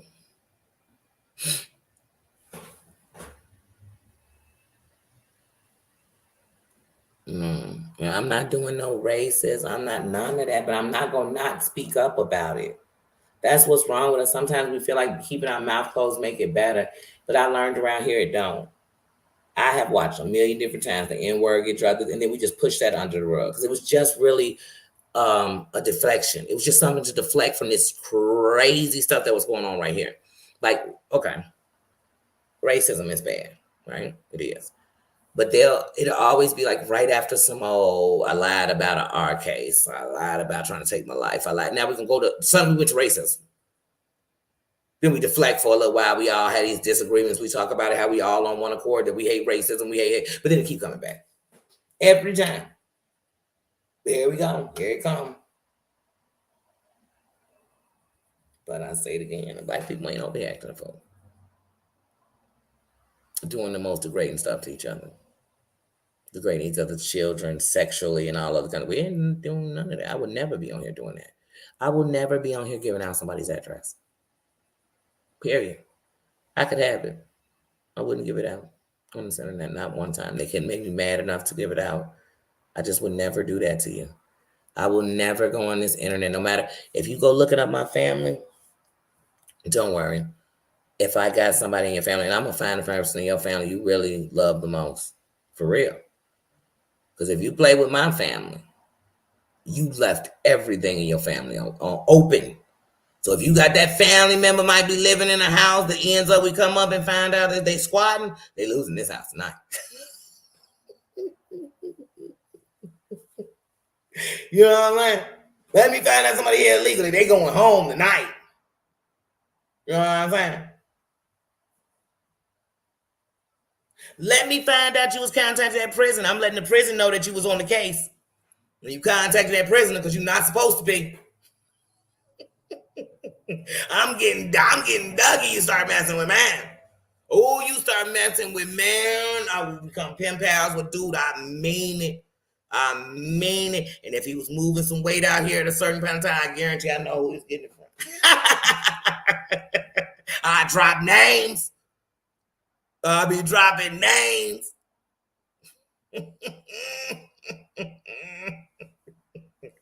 Y'all just playing on that. I ain't know, but like I said, I'm not gonna be on here talking your family. Y'all family ain't did nothing. Ain't did a damn thing. They probably don't even know y'all be on here acting a fool like this. You got a whole family out there. You don't want to be in the Lombard paper. That's like me being on the paper, so my family could be like, damn, you was on the internet acting a fool to embarrass our whole family.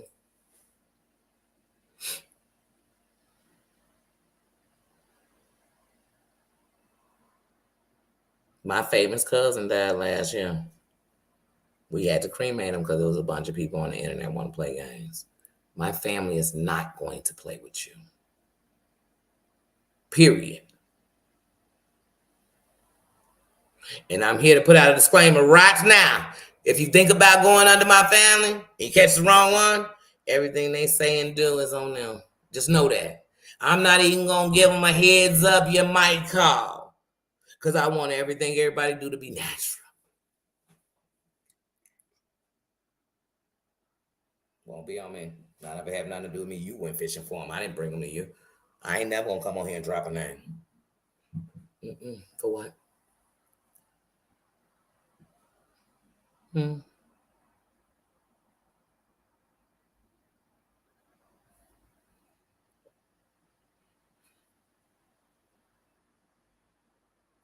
Thank you.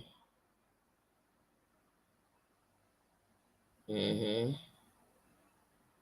like I said, as adults, you can have a problem with somebody and don't mean we beefing. I cannot like somebody and don't mean we got to argue and fight. That's adulting. But a lot of these people don't know how to be adults because they still that little kid. They still that teenager. They still stuck in wherever their biggest trauma happened and they still mentally that person. You know what I'm saying? I told you I had a GED and a total of 3 times. I took my GED. I took my Constitution twice. But like I said, I still scored high. I told you all I am dyslexic. I told you all I have an IEP, an individual educational plan. You understand me? I was never ashamed of that. I used to be. I'm not ashamed of that. That won't hurt me. I was in OC in high school. I was took out my school and put into a behavior school. And I actually had to go to one where they sent the whites because they was beating on the ones they sent the blacks. And that's a fact. I'm not afraid to tell the story in which I came from. So I didn't come here to change nobody. I came here to be me and tell you how I got here and tell you how most things you're going to talk about, I can relate. It might not be from the same way you related from it, but I can relate to the effects it had on me or the effects it had on life or what I know from that or what I gained from that. and that all these things together make me a whole. The good, the bad, the ugly. I said I used to be Black Panther super militant. I ain't lying. I told y'all that after my daddy died, I tried to learn gay people, but I learned that the people that lived in the closet made me mad. And for a while, I was against the whole community. And now I stand for it for my father. For those who didn't get to stand, I'm not a lesbian. And if I was, I'd proudly say I was. But I'm not. No matter how much tomboyish I am or whatever, I'm not. And I became rough because I told you I fought wrong a long time. Once I was invaded, I decided I would be the toughest thing you ever seen. And it would take a lot to break me down. And I still have that strength. I was given this life because I'm strong enough to live it. So nobody can make me feel bad about that. But if my life is bad, then look in the mirror at yours and tell me why I'm supposed to think it's so perfect. I'm not. I'm not. And I can tell it's still killing you, your life. And you mad that I have a piece you don't have yet. That's called jealousy, sweetie. I'm not a follower. And my grandma used to tell me all the time, with a leader comes great responsibility. But she used to tell me, don't forget that a leader can lead you to hell. And I didn't know back then what she meant by that. Then one day I looked up at some of the people that looked up to you, where they were. And then maybe you were only showing, like some of y'all only showing people how to make stock accounts, how to do all these wrong things on here. I used to be that leader. If I was good at it, I showed you how to do it.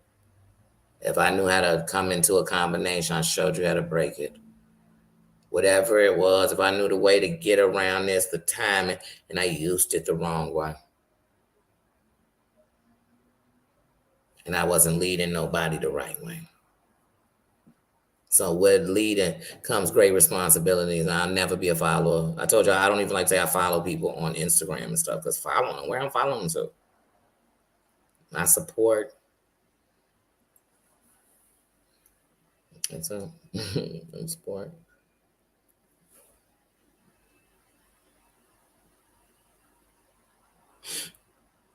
Mm-hmm. Oh yeah, Jug's been a trending topic since like what, Wednesday, Thursday.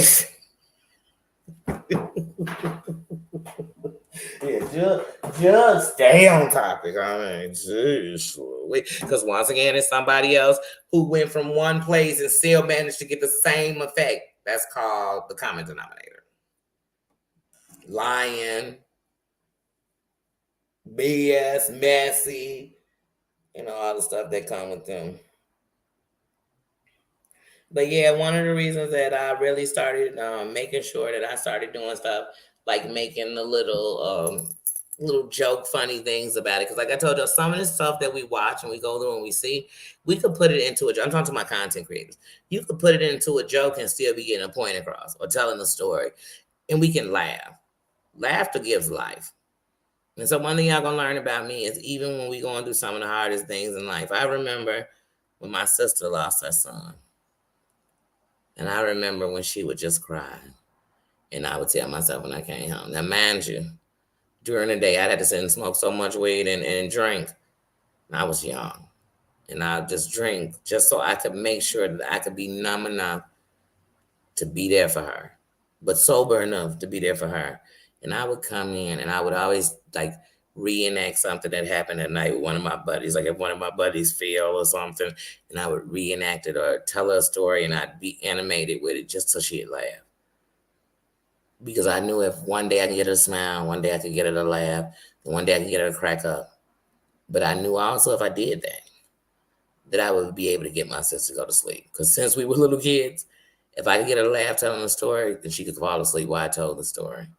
So I'm just a person who has took pain, this hurt in life, and I still want to laugh. That's why I know I'm going in the darkest place of my mind when I can't find a reason to smile or a reason to laugh. And so that's who I am. When I was a kid, people just say, your dimples make me happy. Your smile lights my day. Since I was a kid. Then I got so angry, I stopped smiling. Like I couldn't smile. Then I got so insecure and so unhappy with myself that I really wouldn't smile there no more. So when it came back and that light in me came back, nobody will ever turn it off because I realized I'm the only person that's sitting next to the switch. This is my light. I'm gonna let it shine, but I'm not going to hesitate to be real. And the truth hurts. It hurts, especially when you live in a lie. So, but I'm not afraid to tell the truth, not my truth, the truth. I'm not afraid to stand up to injustice that I do not believe in. And I'm not afraid to stand up for people I love and care about. I'm not afraid to. And I'm never not going to stand up for me and mine. I protect my family. So one thing my family knows is I would never bring danger to them. I would die before I brought danger to my family. They know that. So you could never shake that. You couldn't go and tell them Danny on here kicking up dust. They're going to say you lying. I watch her videos. They know who I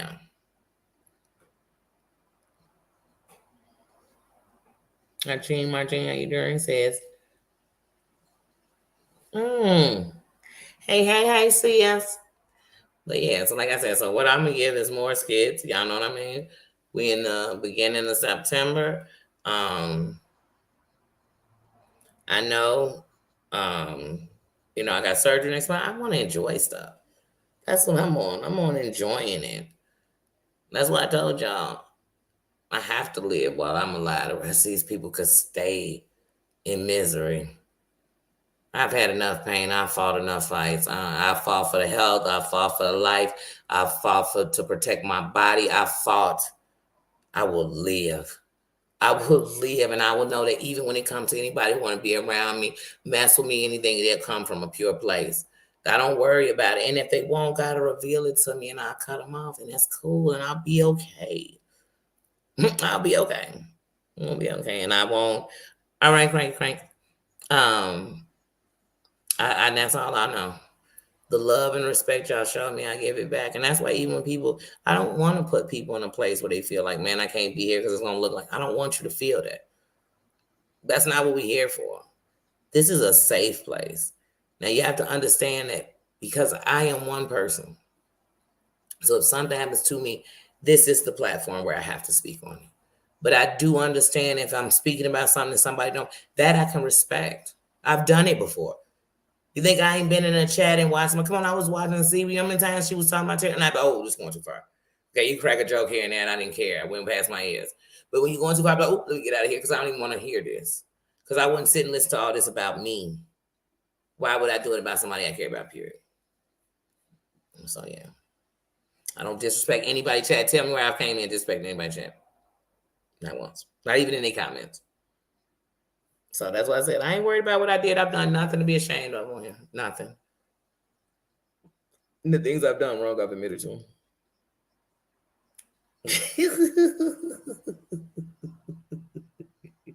I love you too, sis. Yes. And that's saying you all have a voice, and I have to understand that. And like I said, I'm never going to judge nobody off who they watch. Who you watch is who you watch. You know what I mean? There's going to be some things I watch, and it might not be in this sector that somebody might think, I wouldn't watch that. That's why it's the part on my list. And that's what's on your list. And there are going to be some places we're going to meet together because we all enjoy them, or we might all be over there or some over there. And that's it. I'm not hearing nobody's perfect. I'm not perfect. I don't think nobody's perfect. I'm not shooting for anybody to be perfect. But I'm tired of people on these pedestals, so I'm knocking them off. Need to learn though that ether, the shit that make your soul burn slow. Is he Dame Diddy, Dame Daddy, or Dame Dummy? Oh, I get it. You're Biggie and he's Puffy. Ew. Sorry, y'all know ether playing in my ear because I just came out with them ether lines. Margene, what's been up with you, sis? How's the shucking and the business going? I'm telling you, and like those are the things we got to remember and get back into too. Like Margene has good products. We all have things we like. All of us love to pamper ourselves and take care of ourselves and smell good and this and that. Like it's other stuff, and I don't mind because, like I said, it's always somebody. I like a little mess. I'm a little messy, but not that kind of messy that y'all thinking about. But I'm a little messy. I got a hella sense of humor. It can go dark and go open, you know what I'm saying? I got a mommy sense of humor. I got all that. You know what I mean? I'm a mother. I'm a survivor. I'm a this, I'm a that. We got a lot of things in common more than we don't. And so, like I said, can we just start getting to some other stuff? I love that we do the reviews on Monday and Thursday because can we get back to some shows and talk about Platteville is back, guys. We're not even talking about it, okay? Heidi, when you watch this, if we go on tomorrow night or Tuesday night, okay? Because are y'all watching it? Are you guys watching it? Is anybody watching Love and Hip Hop this season? Are you guys watching these shows? Name something good y'all watching because I got a habit of just be YouTubing it too much. So I started bringing a little bit of my other stuff back in. So I'm watching Sister Wives again. I'm watching because I'm not gonna lie. With Sister Wives, when they had the fire, I kind of was at a fed up point. But you know how Sister Wives is. When you've been watching it that many years, you can't help but still keep up with what's going on with these motherfuckers. You know how it is. So, so 2 years ago when they had their last season, you know, I ain't gonna lie, I was peaking. I was peaking. Y'all know me, I be through the blinds. Even with TV shows, I'm peaking. Because I be mad at the show, but I still be watching it. Get off my back, all right? I was peaking. And then I actually was like, okay, are they gonna come back? Because there's a lot going on. So then when they came back this season, you know, I had to be there. And it's about to start getting good, okay? And I'm there for it because I'm messy. And I'm good and there for it, all right?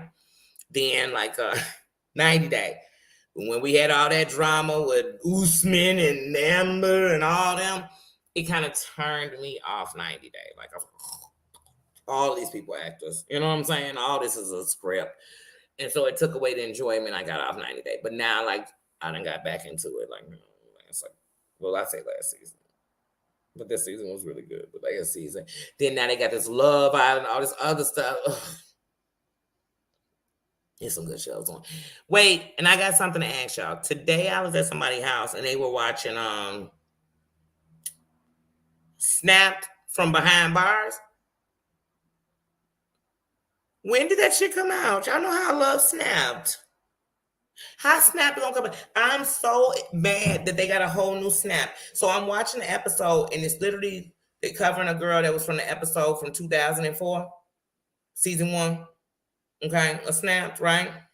And I'm like, I remember this episode. And then they showing her behind bars. She's still telling the same lie, girl. The story makes no sense about what she's saying. But anyway, I'm watching. I said, so Snap done brought a whole new show out. When did it come out? And I ain't seen it. So tonight, Danny will be watching a whole bunch of episodes of that. Mm-hmm. Oh yeah, come on, please. I got everything on my front TV. There's nothing that's not on my front TV. It's in the theater. Anything I can watch it. Anything in them. And I got Amazon, so you know I buy some of the movies because I own them. I like to support.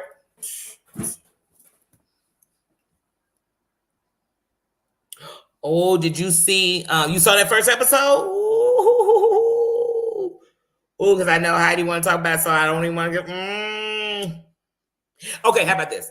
We ain't gonna talk about the episode. I gotta ask a question. Do you think Mama about to cut loose this season? Do you think Mama about to cut a rug? Do you?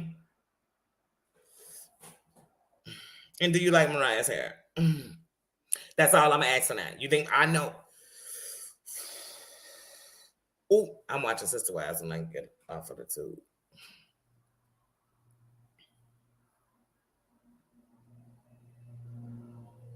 It is more on the, and that's the one thing about the internet. So see, before like watching creators on like before I started watching creators talking about shows, because the first creators I started watching talking about shows, I always say it is Roxy, Ashley Miller, Scorpion King. I was watching them. I watched Sherelle. I watched, you know what I'm saying? So these are the first ones I was watching then. Katie Joy, you know what I'm saying? So when I came to watching about shows, these were the people I watched. Auntie's Advice, I watched her about shows. I watched When That Wet Sock switched over and started going talking about shows during the 90 Day with all the stuff with Lisa and Usman and stuff. I watch him on shows because I get a good laugh with that one. So I watched a lot of people. Before that, when a show was on, I would go. And so, for example, I don't know, it's a show Ready for Love. So I might be in groups they were in. So like if they had a group on the show, I would go in a group because then there was a bunch of people just talking about a show.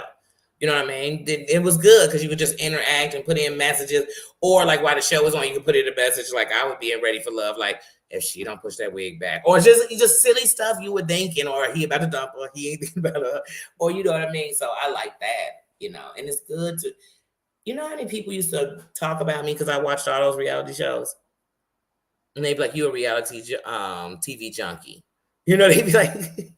You watch all those shows. So it was good to be in rooms or chats and stuff with people who did the same thing and it wasn't something wrong. Me and my buddy Chris, we literally for years would go to Grand Lux once a week, IHOP, or TGI Friday. These were the 3 restaurants we love to go to. These were our 3 restaurants right there. Grand Lux, IHOP, and TGI Friday. And we literally went to eat and talk shit about the whole weeks of show. So whatever went on for the week. So if we went to dinner on a Friday, like nothing was really coming on that Friday, reality-wise, that we was watching or whatever. And then something might have been coming on Saturday, like the challenge or Sunday. So next week, we're going to get from there. We're going to start from the day we left off and talk about the shows all week. Because he literally watched every single show.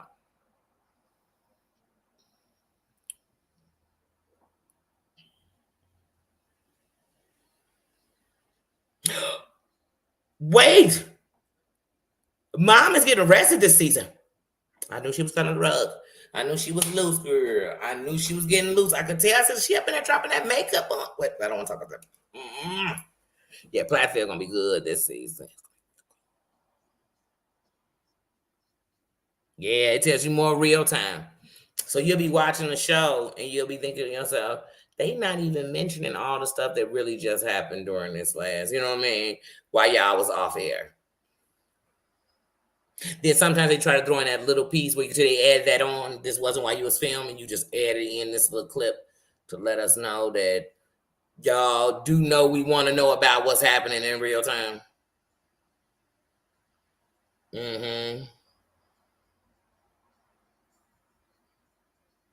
She's in gay.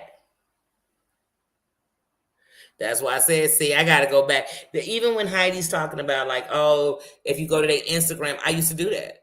Like, so when you watching a show, I would go to Instagrams or go to their Facebooks, you know what I mean, and watch what they were talking about the show, see what they were saying, see if they were throwing any hints, you know what I mean? Like, literally when Flavor of Love on the season that Hoops won, my buddy Jamie, who he's gone now, may he rest in peace. But my buddy Jamie, literally before it even happened, told me what the results was. He already knew. He already knew. So she ruined it. I've been watching all season. I just knew New York was gonna win this season. Because when they brought her back, I just knew she was gonna win, y'all.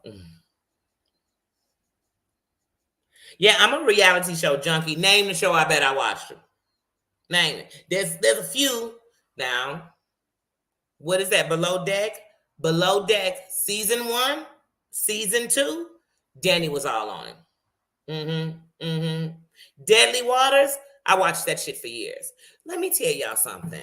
What is that show? Because they used to remind me of whenever I watched them, they kind of remind me of what was that? The Hillbillies. Remember, what's the family with Jed and them? Duck. What's the family? The Duck family. Y'all know what I'm talking about. I used to watch them.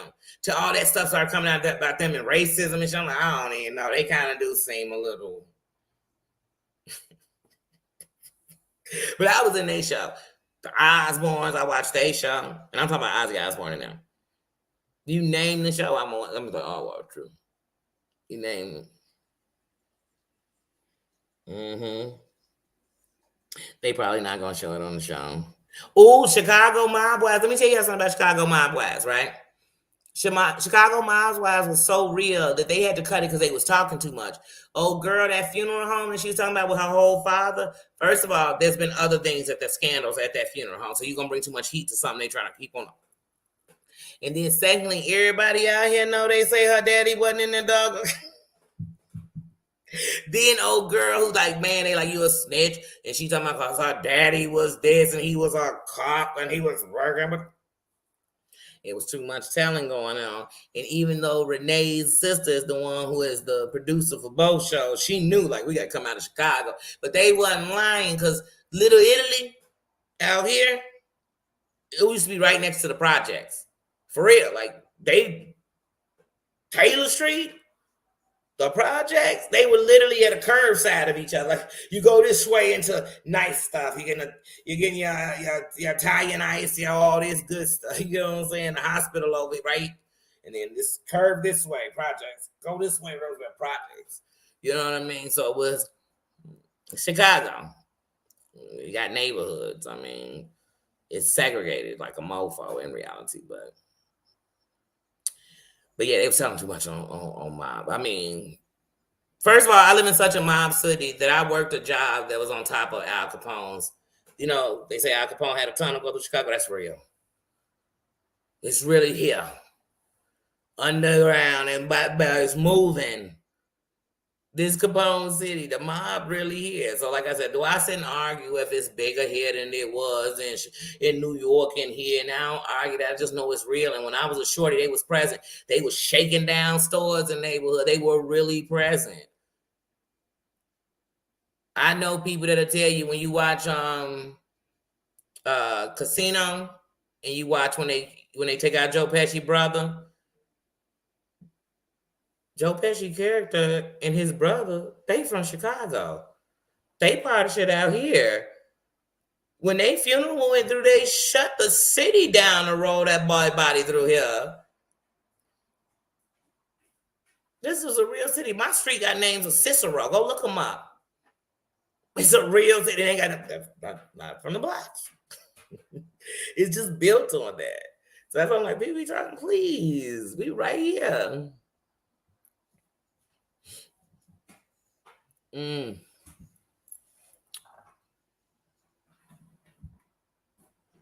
Wait, what?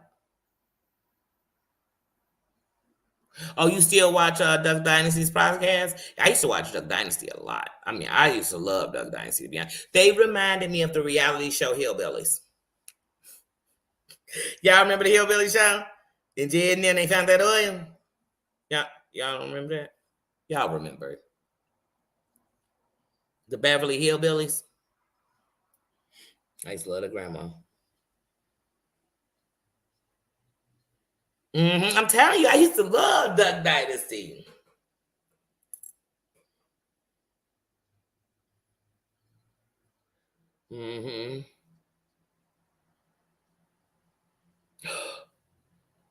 Wait, she found out from doing a DNA on her own? What made her do a DNA?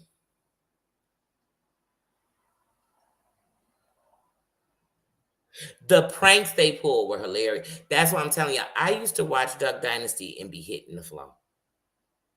Like I like Duck Dynasty so much that when it first was coming, the first season stuff, I had the DVD season 1. Like I liked the Duck Dynasty a lot.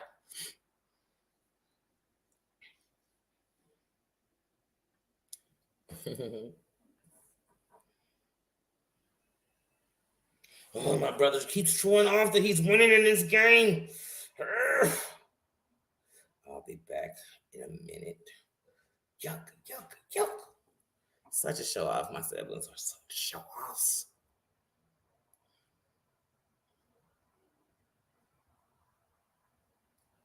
Okay. Jethro, yes. I used to love that show. Oh, I did not know it was this late. To any of my moms, they gotta go because it's late. Please go and get some rest. To my Susan, if you up, please go get some rest. I didn't even know it was this late.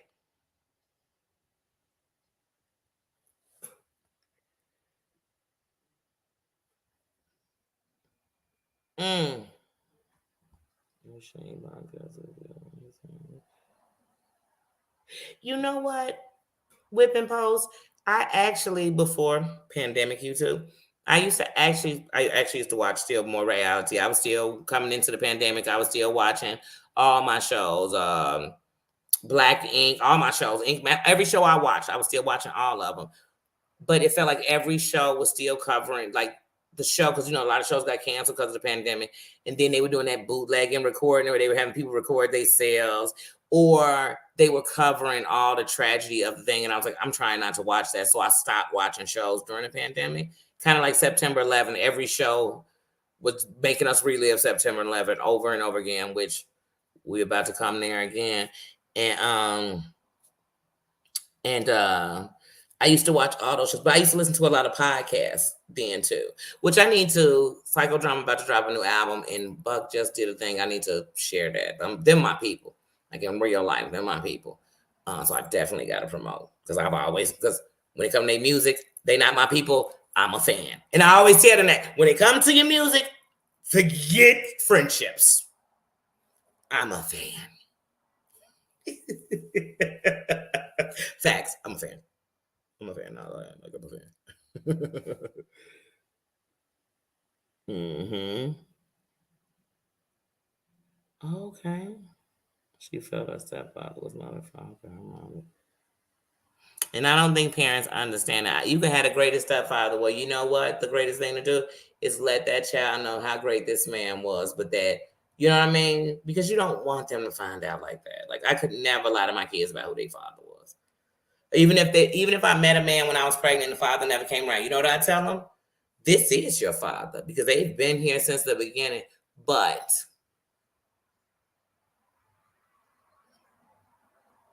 DNA wise, your father is somebody who didn't step up to the plate. But just in case one day they ever decide to change, I want you to know that they exist, because who knows if one day you might need their kidney or something. Who know? I don't know. But that's exaggeration. But I just don't want to keep that alive. I was laying down with this mofo having unprotected sex. Well, I'm alive about who they are.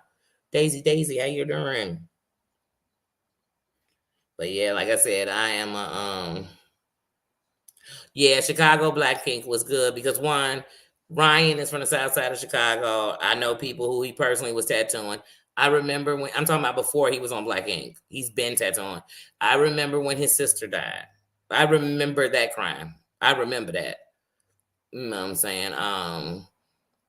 Like I said, so Black Ink, much love. Like I said, for Ryan, a couple of them were from there, but like I said, Ryan is the only one who people I knew before he was there. Like, they got ink from him. Like, you know what I'm saying? And Ryan was expensive before he got on the show. So y'all know he got real expensive when he got on the show. But Ryan is fine as frog hair. But my original show is Black Ink with Caesar, and I'm like, that was my shit. I love Ink Master, and I love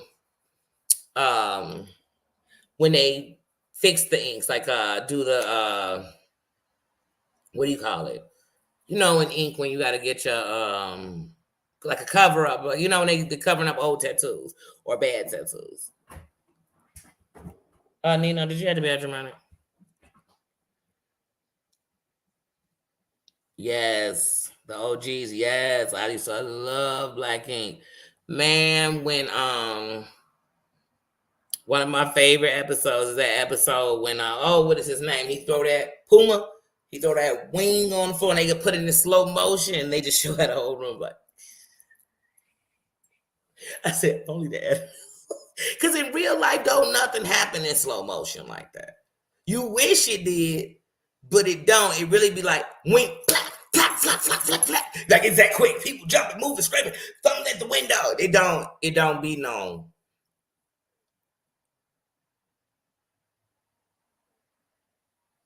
None of that happens.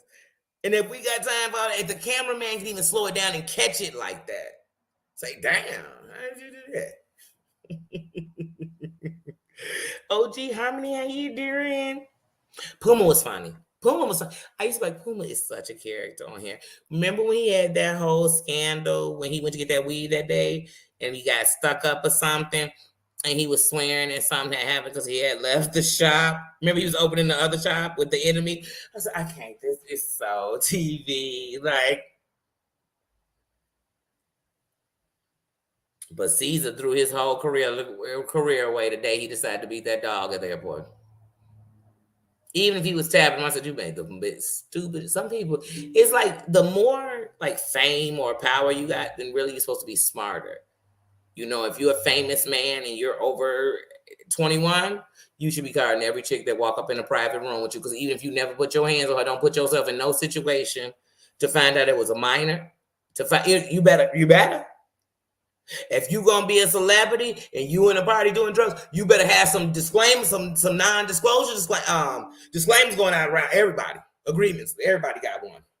You ain't even getting the door till you signed it. And it's not because I'm in here doing bad stuff. It's I don't want you running out taking anything from here. You might tell on somebody who married who was all up on one of my people. But you ain't gonna say nothing about my party. You ain't gonna. That's how you cover your own. See, but these people right here don't know how to cover their own butt. That's why they don't have nothing, won't have nothing, can't keep nothing.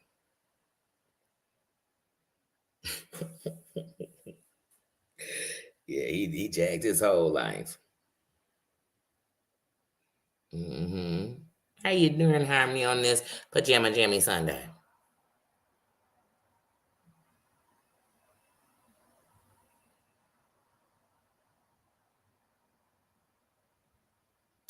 Oh, you talking about Sky? She lied about how she lost them kids, and then the story changed. Then dude came on the show to say that he wanted the kids. But I said, yeah. Then her and her son fell out. Then they got back cool. Then he came on with that hella temper, and he caught a case, and they got into a fight. I said, Sky, is too much going on with you and your son. I'm gonna need them to just take this home. First of all, remember she came in and she was one of the mixies. Her and Puma's girl. They were the mixies because they both mixed, supposedly. But then later when we got up in Sky's story, she wasn't mixed. Her mother, well, she was mixed, but it wasn't like black and white like they was making it like Puma's chick was supposed to be. Cause what was her mother? Her mother almost seemed Dominican that day when she came to see her mom. I was like, no, her mother is some kind of, she almost sings Spanish. She didn't seem like a black woman. Like her skin tone seemed the color. Like, so she could have been Afro-Latino. But I was like, this lady looks like she literally is Dominican. I was like, I'm looking at her. I'm like, she kind of looked like Sky. But they really kind of got the same kind of attitude. But I ain't really think I don't know, y'all. Like, I might have to watch that again. She was broke as a joke and act like she was so rich, girl. Especially when they took her down to Atlanta. Now, you know he jacked that Atlanta thing up because, you know, they party in Atlanta and stuff. They was going way too far. But where he had the location for that place wasn't a place to be partying like that. So y'all throwing strippers up in there. Y'all banging out music. Y'all tattooing at 3, 4 in the morning. I'm like, oh, they was just doing this for the show. They was truly just doing this for the show. Because y'all wasn't going. And then she was acting like she moved all the way out there to do this. When y'all staying in the rental for the show. It was just too much going on. Too much. Yeah, she started getting my Duchess. Now, what made me mad about Duchess was other than Duchess' lips was always extra dry. I thought Duchess was beautiful, but I knew the day that Duchess did that magazine. Y'all know what I'm talking about when she did the tattooing magazine? Her head got big. I said, oh, Duchess about to go away. Then she was like running season. I'm like, she act like she made this shop. I mean, oh, okay, girl, what did you put that $2,000 in at $3,000? I mean, I'm sure y'all in New York, I'm sure the rent on this mofo a month is more than $3,000 with the light bill and the water bill. Yeah, the Duchess girl. Then Duchess, when she took out to her family and stuff, and she was, we're gonna move here, we're gonna get married here, and buy a Victorian house, and we're gonna do this, and we got some Duchess. Go sit your ass down. Go Duchess, bye Duchess. And then Duchess opened her own shop and everything else. I thought she was gonna have some whole spinoff show, but I don't know. Who knows what Duchess is doing? She probably still modeling because, like I said, to me, Duchess was pretty.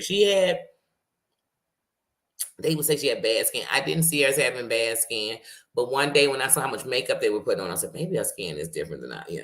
But y'all know how it was. I don't know about y'all. When you got them 4K TVs and stuff, you really see somebody's face. You see in their skin. And if they got a lot of makeup, you can see the thickness of the makeup. You be like, oh Jesus. Don't have a 3D TV. Oh my God. You start watching regular shows. Oh my God, I'm seeing too much of these people.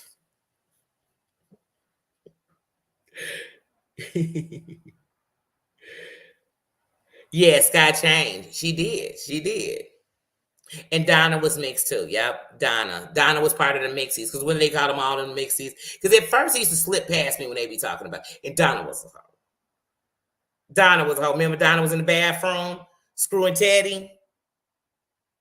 Wait, when you think about it, hold on a second. She was in the bathroom screwing Teddy. And old girl on Chicago was in the bathroom breaking the toilet with what's Ford's brother's name? Damn, what's Ford brother name? And I got Ford first little single on my Apple Music. What is Ford brother name? I can't think his name. But on episode 1, him and Charmaine in that bathroom screwing, and they breaking the toilet and stuff on episode 1 of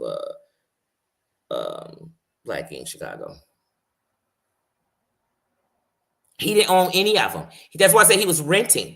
That's why I said the rent on that place. Yeah, he wasn't paying no mortgages. And we learned he didn't own it. Remember when he got into it with Puma? It came out. Mm-hmm. It came out then. Hold on one second.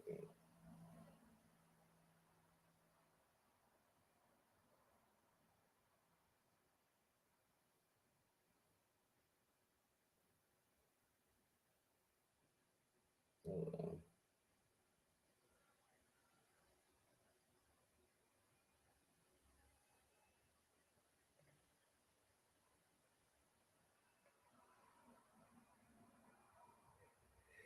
Sorry for that.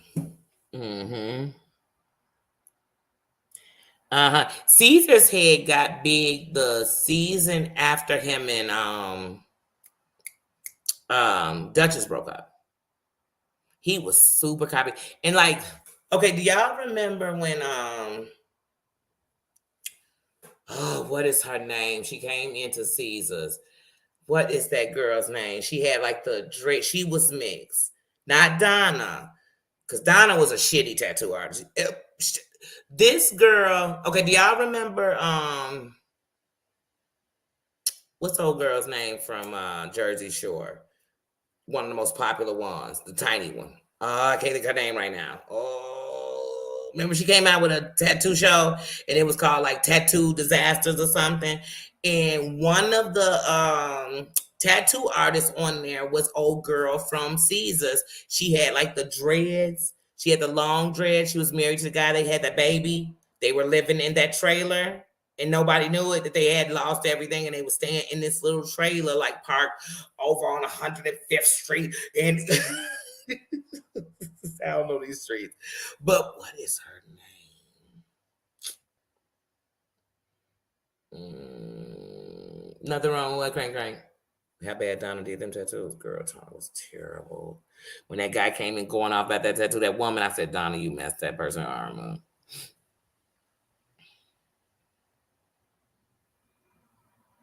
Mm-hmm. To advertise. Yep. Caesar didn't own. Nope.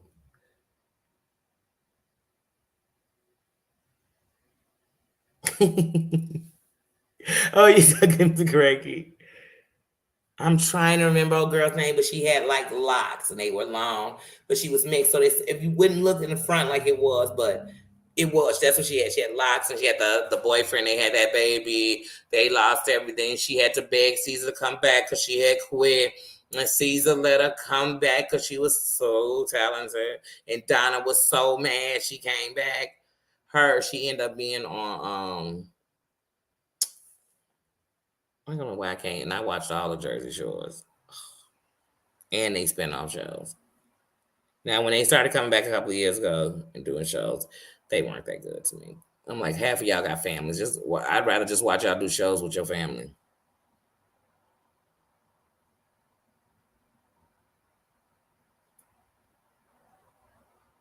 Yeah, because that's what I said. It was Puma's wife. It was Donna. It was old girl when she finally came in, and it was Sky, because Sky was one of the Mixies in the beginning. If you remember, if you're a fan of the show, when she came in, she was one of the Mixies. But remember, she was also sleeping with Teddy, because Teddy was sleeping with everybody. Teddy slept with Donna. Teddy slept with her, Sky. Teddy slept with the girl they missed, brought in, the Latino, who ended up falling in love with Teddy. Y'all remember how she was going crazy? She got into a fight with the whole girl over Teddy. I said, Teddy must be dropping that D. Now, he is kind of funny. But dang, Teddy got all the heifers going crazy. Yeah, Donna needed to do 6 more apprenticeships before they put her at a. Donna wouldn't have did nothing.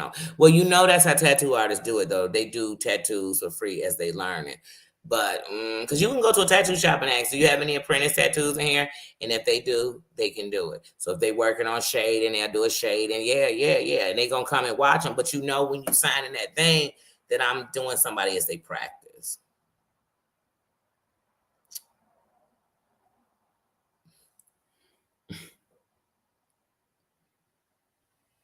Yeah, and they broke up. See, some of these characters, I can't think of their name right now. I don't know why their names aren't coming to my head. And then Walt. I liked Walt for a long time. Then toward like the end, he was annoying. He was very annoying. Mm-hmm. Yep. It was a group effect. Tatiana. That's her name. Yep. Yep. No, Tatiana's the one. Tatiana's the one that messed with Teddy. Tatiana's the one who got into the fight with the new girl who was a secretary over Teddy. But not Tatiana. Wait, Tatiana is the one with the dreads. Is that her name, Tatiana? It sure is. It sure is. That's Tatiana. What's the other girl's name that would mess with Teddy? But Tatiana, yes, that's the one who got broke and lived in the trailer and had to come back and get her job back at 9 Mile. Not 9 Mile. At 9 Mile is the one out here. At Caesars. Mm-hmm. Melanie. Melanie is the one with the dreads. Tatiana is the Hispanic. Because remember at one point she was a lesbian? I was like, this is all to get Teddy's attention. She is, and it seemed like when she messed with Teddy, they went on one of them trips. They was always going on a trip. When they went on them trips, she slept with him. And it's just like, girl, all these chicks done slept with Teddy. You know what I mean? Like, how did, and then remember Sky used to act like she owned Teddy?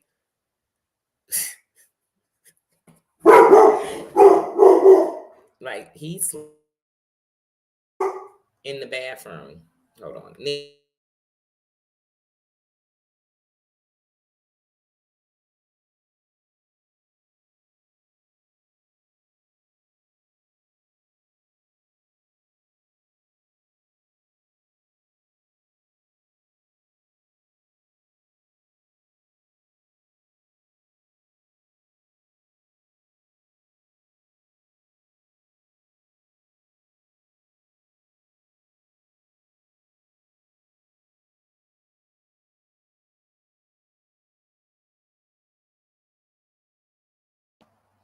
The one who messed with Teddy, the Latino. Well, I don't want to keep calling Latino, she wasn't, but I remember one thing, she was kind of cold. Now on Black Ink Chicago, they had that cold girl who came off of Instagram, and that girl, whole leg was done. She did it herself. That girl was gifted.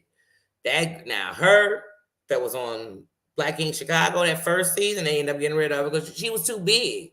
First of all, even though Brian's big, she's big too, but she's moving all around. And then remember, Caesar wanted to go and get the girl from Miami and bring her back. I said, she's not gonna leave Miami. She making good money. She the top there. Why she gonna come somewhere else? Come on, you can't take the tops out their spots.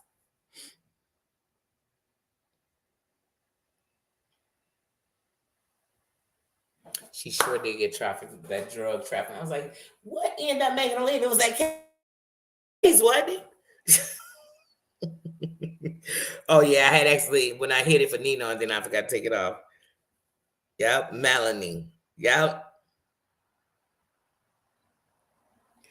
Yeah, she spelled. What did he have tattooed on her? And what was so funny when Caesar brought it to her that it was wrong? Literally, she said, "No, it's not." Like, like that's right. They like, Donna, no, it's not. And remember that people wanted that tattoo as like a memorial.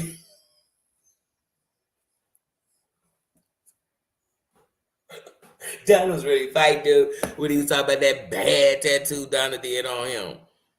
Mm-hmm. Ooh, got an infection? Oh, yeah. And they tried to bring it to the show. Remember, they tried to bring it to the show, like the people coming up there about it. Yeah, I remember that. That she got the infection from the tattoo. That's the lady doing the memorial on her child who passed, wasn't it? Because it was like drama to the story of her tattoo. It was like her child had passed. It was that tattoo. Mm. Well, like one of the things they used to do on Black Ink that I used to like, they need to stop doing.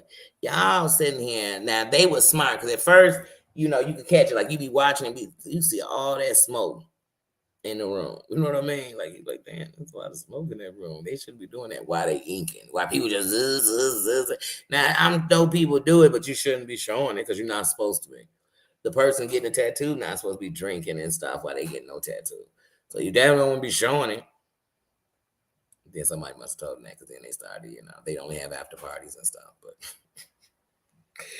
and even when somebody's tattooing, they always showed you that they was in a whole nother room by themselves, like they wasn't in the area we was in.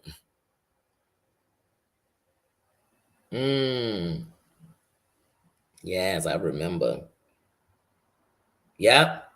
Yep. Ryan got around too. Ryan was like Teddy. He slept with a few of these chicks. Like they got around. But Ryan could get it. Ryan could get it. Yep. Cat. Oh, Cat used to get on my nerves. Let me tell you something. Danielle and Cat was cousins, and they both got on my nerves. Girl, when they put Danielle S on WGCI, I used to be like, I'm gonna call GCI and go to hell off on Elroy because Elroy was still there at first. And I'm going off because she getting on my nerves.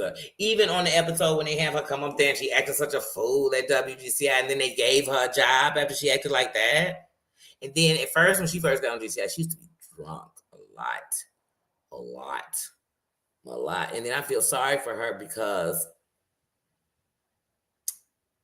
when her mama came on that show, I don't know what it was. I just had this feeling her mama had passed. And then didn't her dad pass too?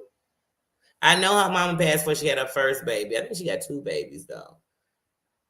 I'm just trying to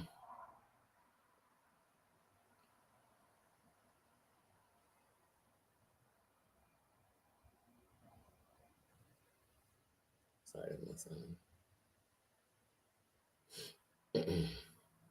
yeah.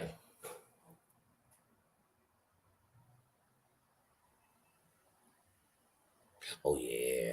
And then y'all know that Ryan's baby mama. So Ryan's baby mama is birthday sex. That's it. She has a baby by him, Ryan, and I want to say her third baby by like Future. Because Ryan brings it up on the show who the other person that his baby mama is messing with, and they have a baby, I want to say, with each other. Like I said, damn, she like Bow Wow baby mama. You ain't gonna have a baby without a famous man attached to it.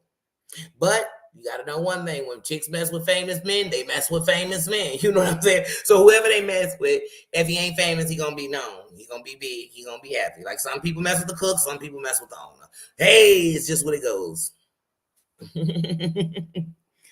Yes.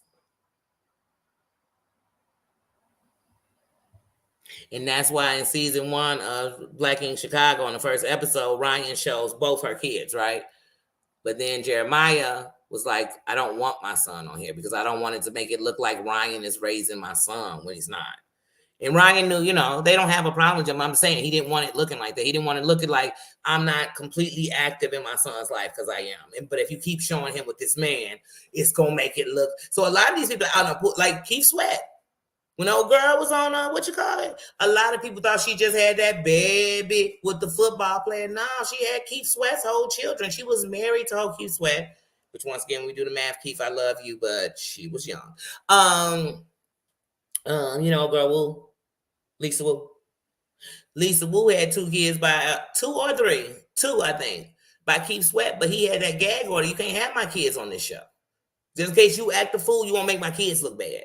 And that's why the first time she started showing us Keith Sweat kids with her on the show, when she was on R&B Divas, not R&B Divas, it was like R&B Divas, but it had all them people on it, and she was on there, her, Countess Vaughn, but they was on that show together. But anyway, when they were on that show together, on one of the episodes, she's sitting there with her oldest son, and he talking to her, and then the other son FaceTime her. Them were both Keith Sweat's kids.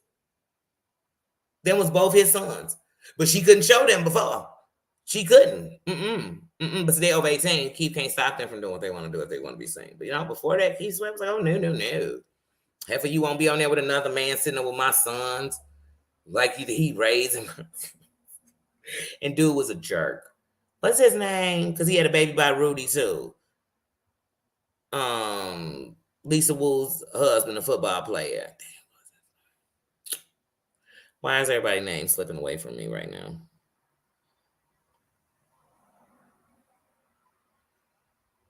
What how many need? What my husband's name? Oh, you like firemen. Firemen are sexy. Especially if you watch Backdraft. Hunty. And of course, we got bald ones in there, so. And they used to be the shit, them Baldwin brothers. Shit, not all of them was fine, though. No, not all of them. I love Alec Baldwin to this day, but I never thought he was fine. He was cute. Okay, I'm lying at one point, but Alec was fine. I did.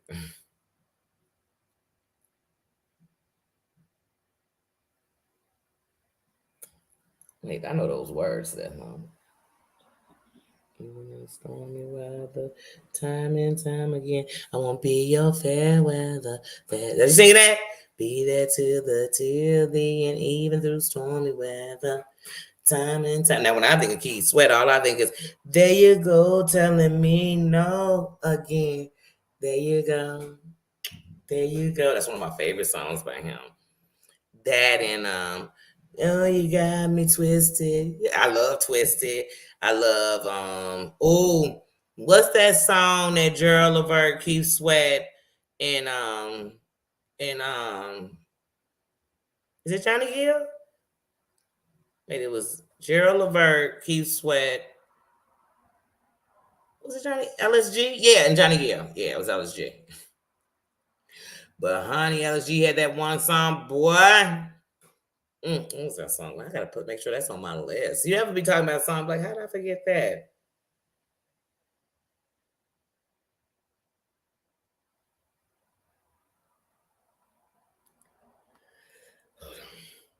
What is the name of that song? LSG. Anybody know it? Oh, Backdraft is a classic. That's a classic movie right there. Hold on, what is that song by LSG? Ooh, wait. My Body. That's the name of it. Yeah. Oh, your body all over my body. I said, oh, you got sexy Gerald. Because Gerald is my kind of chubby guy. Like, Gerald Levert, I used to love him, honey. Like, I was at work at Nordstrom's, honey, when Gerald Levert died. I hit the ground rolling. I was in the back like, damn. Oh, I love Gerald Levert, honey. I ain't even joking. Like, I'm dead ass. You can't think of much. I know. I'm getting ready to go my butt to bed anyway because I gotta watch Sister Wives tonight. I want to see it because I know this means I'm just thinking once I see this episode, I know if next week because I think it's gonna be I said the 3rd or 4th. Heidi said she thinks it's gonna get good by the 5th or 6th. So I know it's coming. Because don't they got like 22 episodes and they say it's on 24 or whatever the max numbers are. I know they up there with them. But yeah, I could do these shows all day. Because like I said, I've watched so many shows, and I don't have a race boundary. I watch what entertains me. I have an attention deficit. So if anything can hold my attention, I stay there. I'm going to watch it. So I know I am. But yeah, I definitely want to watch Sister Wives, and I want to watch Love After Lockup from Friday because I haven't watched it yet. So I said I was going to watch them tonight. I really was. I actually had some questions from the members for the Have I Ever, but we'll just do a Have I Fun tomorrow morning. Have I Ever? So before noon, we'll do it. Or lunchtime, Have I Ever? We'll just throw that in tomorrow because I did not mean to come on here and be on here this long, but also we got into a whole nother conversation, babe. That's what we do in the kingdom. We talk about things.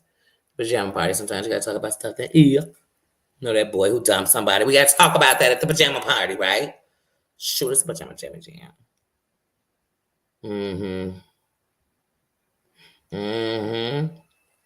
Oh yeah, my is my jam. And what's funny is my reminds me of like around the time I lost my grandpa. But that's my jam. Mm-hmm. Stripper. Wait, who getting strippers? Strippers. You know, a bands that make you dance. Come on, strippers. As they say, man, strippers.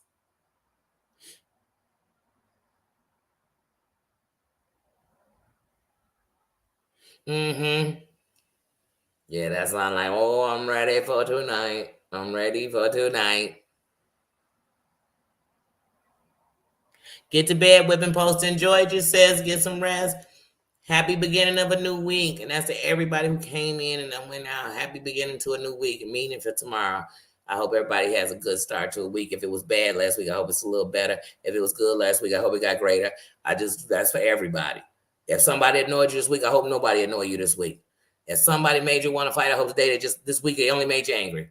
Because that's better. You're moving on up into the best side, you know. Because the more you can control you, I feel like, remember when Mr. Miyagi tell Danielson, forget all the wax on, wax off, because those are all, you know, sometimes, y'all know I was Danielson, because my name Danielle, so my brother used to call me Danielson, and I took karate. I took karate, that's a fact. And anyway, but one day, Mr. Miyagi, I don't remember, I think it's 3. It's Karate Kid 16, I don't remember, but in one of them, he take them. I think it's the one when they back in Miss Miyagi's hometown. But he take them to this bonsai, where you get it from. Now, first of all, he damn near died trying to go get the bonsai. Okay? But when he get it, he tell him about how he had to take care of him, right? It's going to take time. And it was going to take this. I realized in life, Mr. Miyagi was telling some great stories. Okay, some lessons. The other person who gives great lessons is Rocky Balboa. There's great lessons on the Rocky movie. Great life lessons. Okay? If y'all missed them, go watch them again. But so did Mr. Miyagi. And so that was one of the things I'm reeling about life. Is the one you're going to control, it's you. You got to control. You're never going to be able to control somebody else but I control, man. And I can know that, Dan, if you sit over there while they doing that, like I told people, the day that Spark Tink Tink came up on that platform and wanted to get into it with me, he would have pulled me right into what he wanted me to do. It's to slip into a whole big shit show with you. Because I'm only human. So if I'm sitting in the midst and you're talking over me and yelling and talking obscenities and lying, I'm going to go name for name. Why? I'm bigger than that. I've came further than that. I grew from that. I don't fight like that. But I can still throw these things. You know what I'm saying? So I know how to fight in a way that give the same impact. Just a different way. So I don't let nobody let me stoop. Okay? I don't stoop down and I don't pucker my lips to kiss anybody's butt. That's what makes me happy. So that's it. So everybody, I have enjoyed you all. I've enjoyed talking back. Y'all got me ready to go watch some Black Ink and go watch some damn Duck Dynasty. Y'all trying to make me go back. Just like I used to watch that show with that family, and the guy was like he was a music producer, and he made those little things that we listen to, like you hear them on elevators, and he made these little music, and he had a family. What was it called? It wasn't called A Family That Prays. It was a Black family, and they kind of stayed around where Potomac is. It was the wife, the mother, they kid. Anyway, I used to love that show. Can't think of the name of it. But anyway, y'all got me going into my old bag. But tomorrow, hopefully, whenever me and Heidi get together, Monday or Tuesday, we'll probably do it tomorrow night. But whatever day we get together to talk about Sister Wives, I know we're talking about Platteville. I know, and then I know on Thursday we're gonna talk about all of them and Love Him Up and everything else, and 90 Day and all the other. We will, because I'm back on my shows again. I love you all. Please, please, think. Yes. Please, everybody, have a good night. Like I said, if you're still gonna be up a while, make sure you keep yourself in a good energy. I hope that everybody who came through here stayed in some kind of good energy. I hope nobody went nowhere negative. This wasn't for nobody to get sad, mad, triggered, or unhappy. I hope everybody had a good time. I hope you had a good laugh. If you didn't, please don't go by that mirror. That YouTube mirror is dangerous. Watch it. I'm telling you, there's a couple of grammar mistakes inside of the thing, but I think when they was typing it, they was in the mirror. They was still in the mirror. But I'm just watching, enjoy it, laugh, talk to somebody you love that make you laugh. Don't forget to call somebody you might not have called in a while, but you love them, and there's no real reason you ain't called them. Send them a message, tell them hello, shoot them something, shoot them an email, do something. Listen to a song you like tonight. Listen to your song you love. Thank you to my moms. I know all my moms are probably in the bed now because a couple of them are in a different time than me, and they got to get up in the morning. Send prayers to everybody who's going through something because we all need a little prayer, especially me. We all need some extra love. You can't have enough love. Send that to each other. Thank you, y'all. It's a pajama jammy jam. I hate we started late and had to run so late, but I've enjoyed you all. I've enjoyed y'all so much. I've been on here 2 hours and 24 minutes now. I've been on here. Why? Don't forget to pray for Tina because I know she don't want to type up in here 1,000 times. She probably just went to sleep because she couldn't even type and say hey to everybody. So remember, until Tina's hand is good enough to type or she gets the voice to messaging, that when I say hello and I'm greeting people when you come in, that's Tina saying hello too. Don't forget to pray for my mama Ann because we love her and she's still going through and she is such a big part of this kingdom. We love her so much. So don't forget each other. Don't forget that Susan's husband will be starting his chemo, so we're going to be keeping them encouraged and in prayers all week. We're not going to stop. We're going to push. That's for all of us. We're going to push. We're going to pray until something happens. We're going to send love until you feel it. And that's the facts. And they're going to be mad about it. They're going to be mad about it because no matter what seat I get in, I came here for a better place, a better thing. I made a kingdom where I treated everybody equally I didn't give nobody a crown, by respecting their crown. That's it. That's it. And PSA, I ain't starting out with nobody on this here app. I never have and I never will. But some stand around, I stand up, and I'm not going to be bullied or intimidated. And that's it. And that's it. And the moment you want me to shut up about you, you'll shut up about me. And because otherwise I won't have nothing. But that's a lie because I'm going to say something when I want to. Because once you started, like I told you, I'm a Sagittarius Scorpio. I probably died still talking shit. So I'm going to get up out of here. I love you guys, and I'll see you later. See you tomorrow. And I definitely got them 22 questions for y'all on Have You Ever YouTube. I got them. I'm not staying up that late tonight. I'm not. I'm not. Prayers to everyone. And I love you guys. And I'll see you tomorrow. Bye-bye. You say bye? Oh, he left. We out. I'm going to take him outside. That's what we finna do. Go for a walk. Good night, everybody. And then I can watch my show. Thank you. See you. Good night. Love you.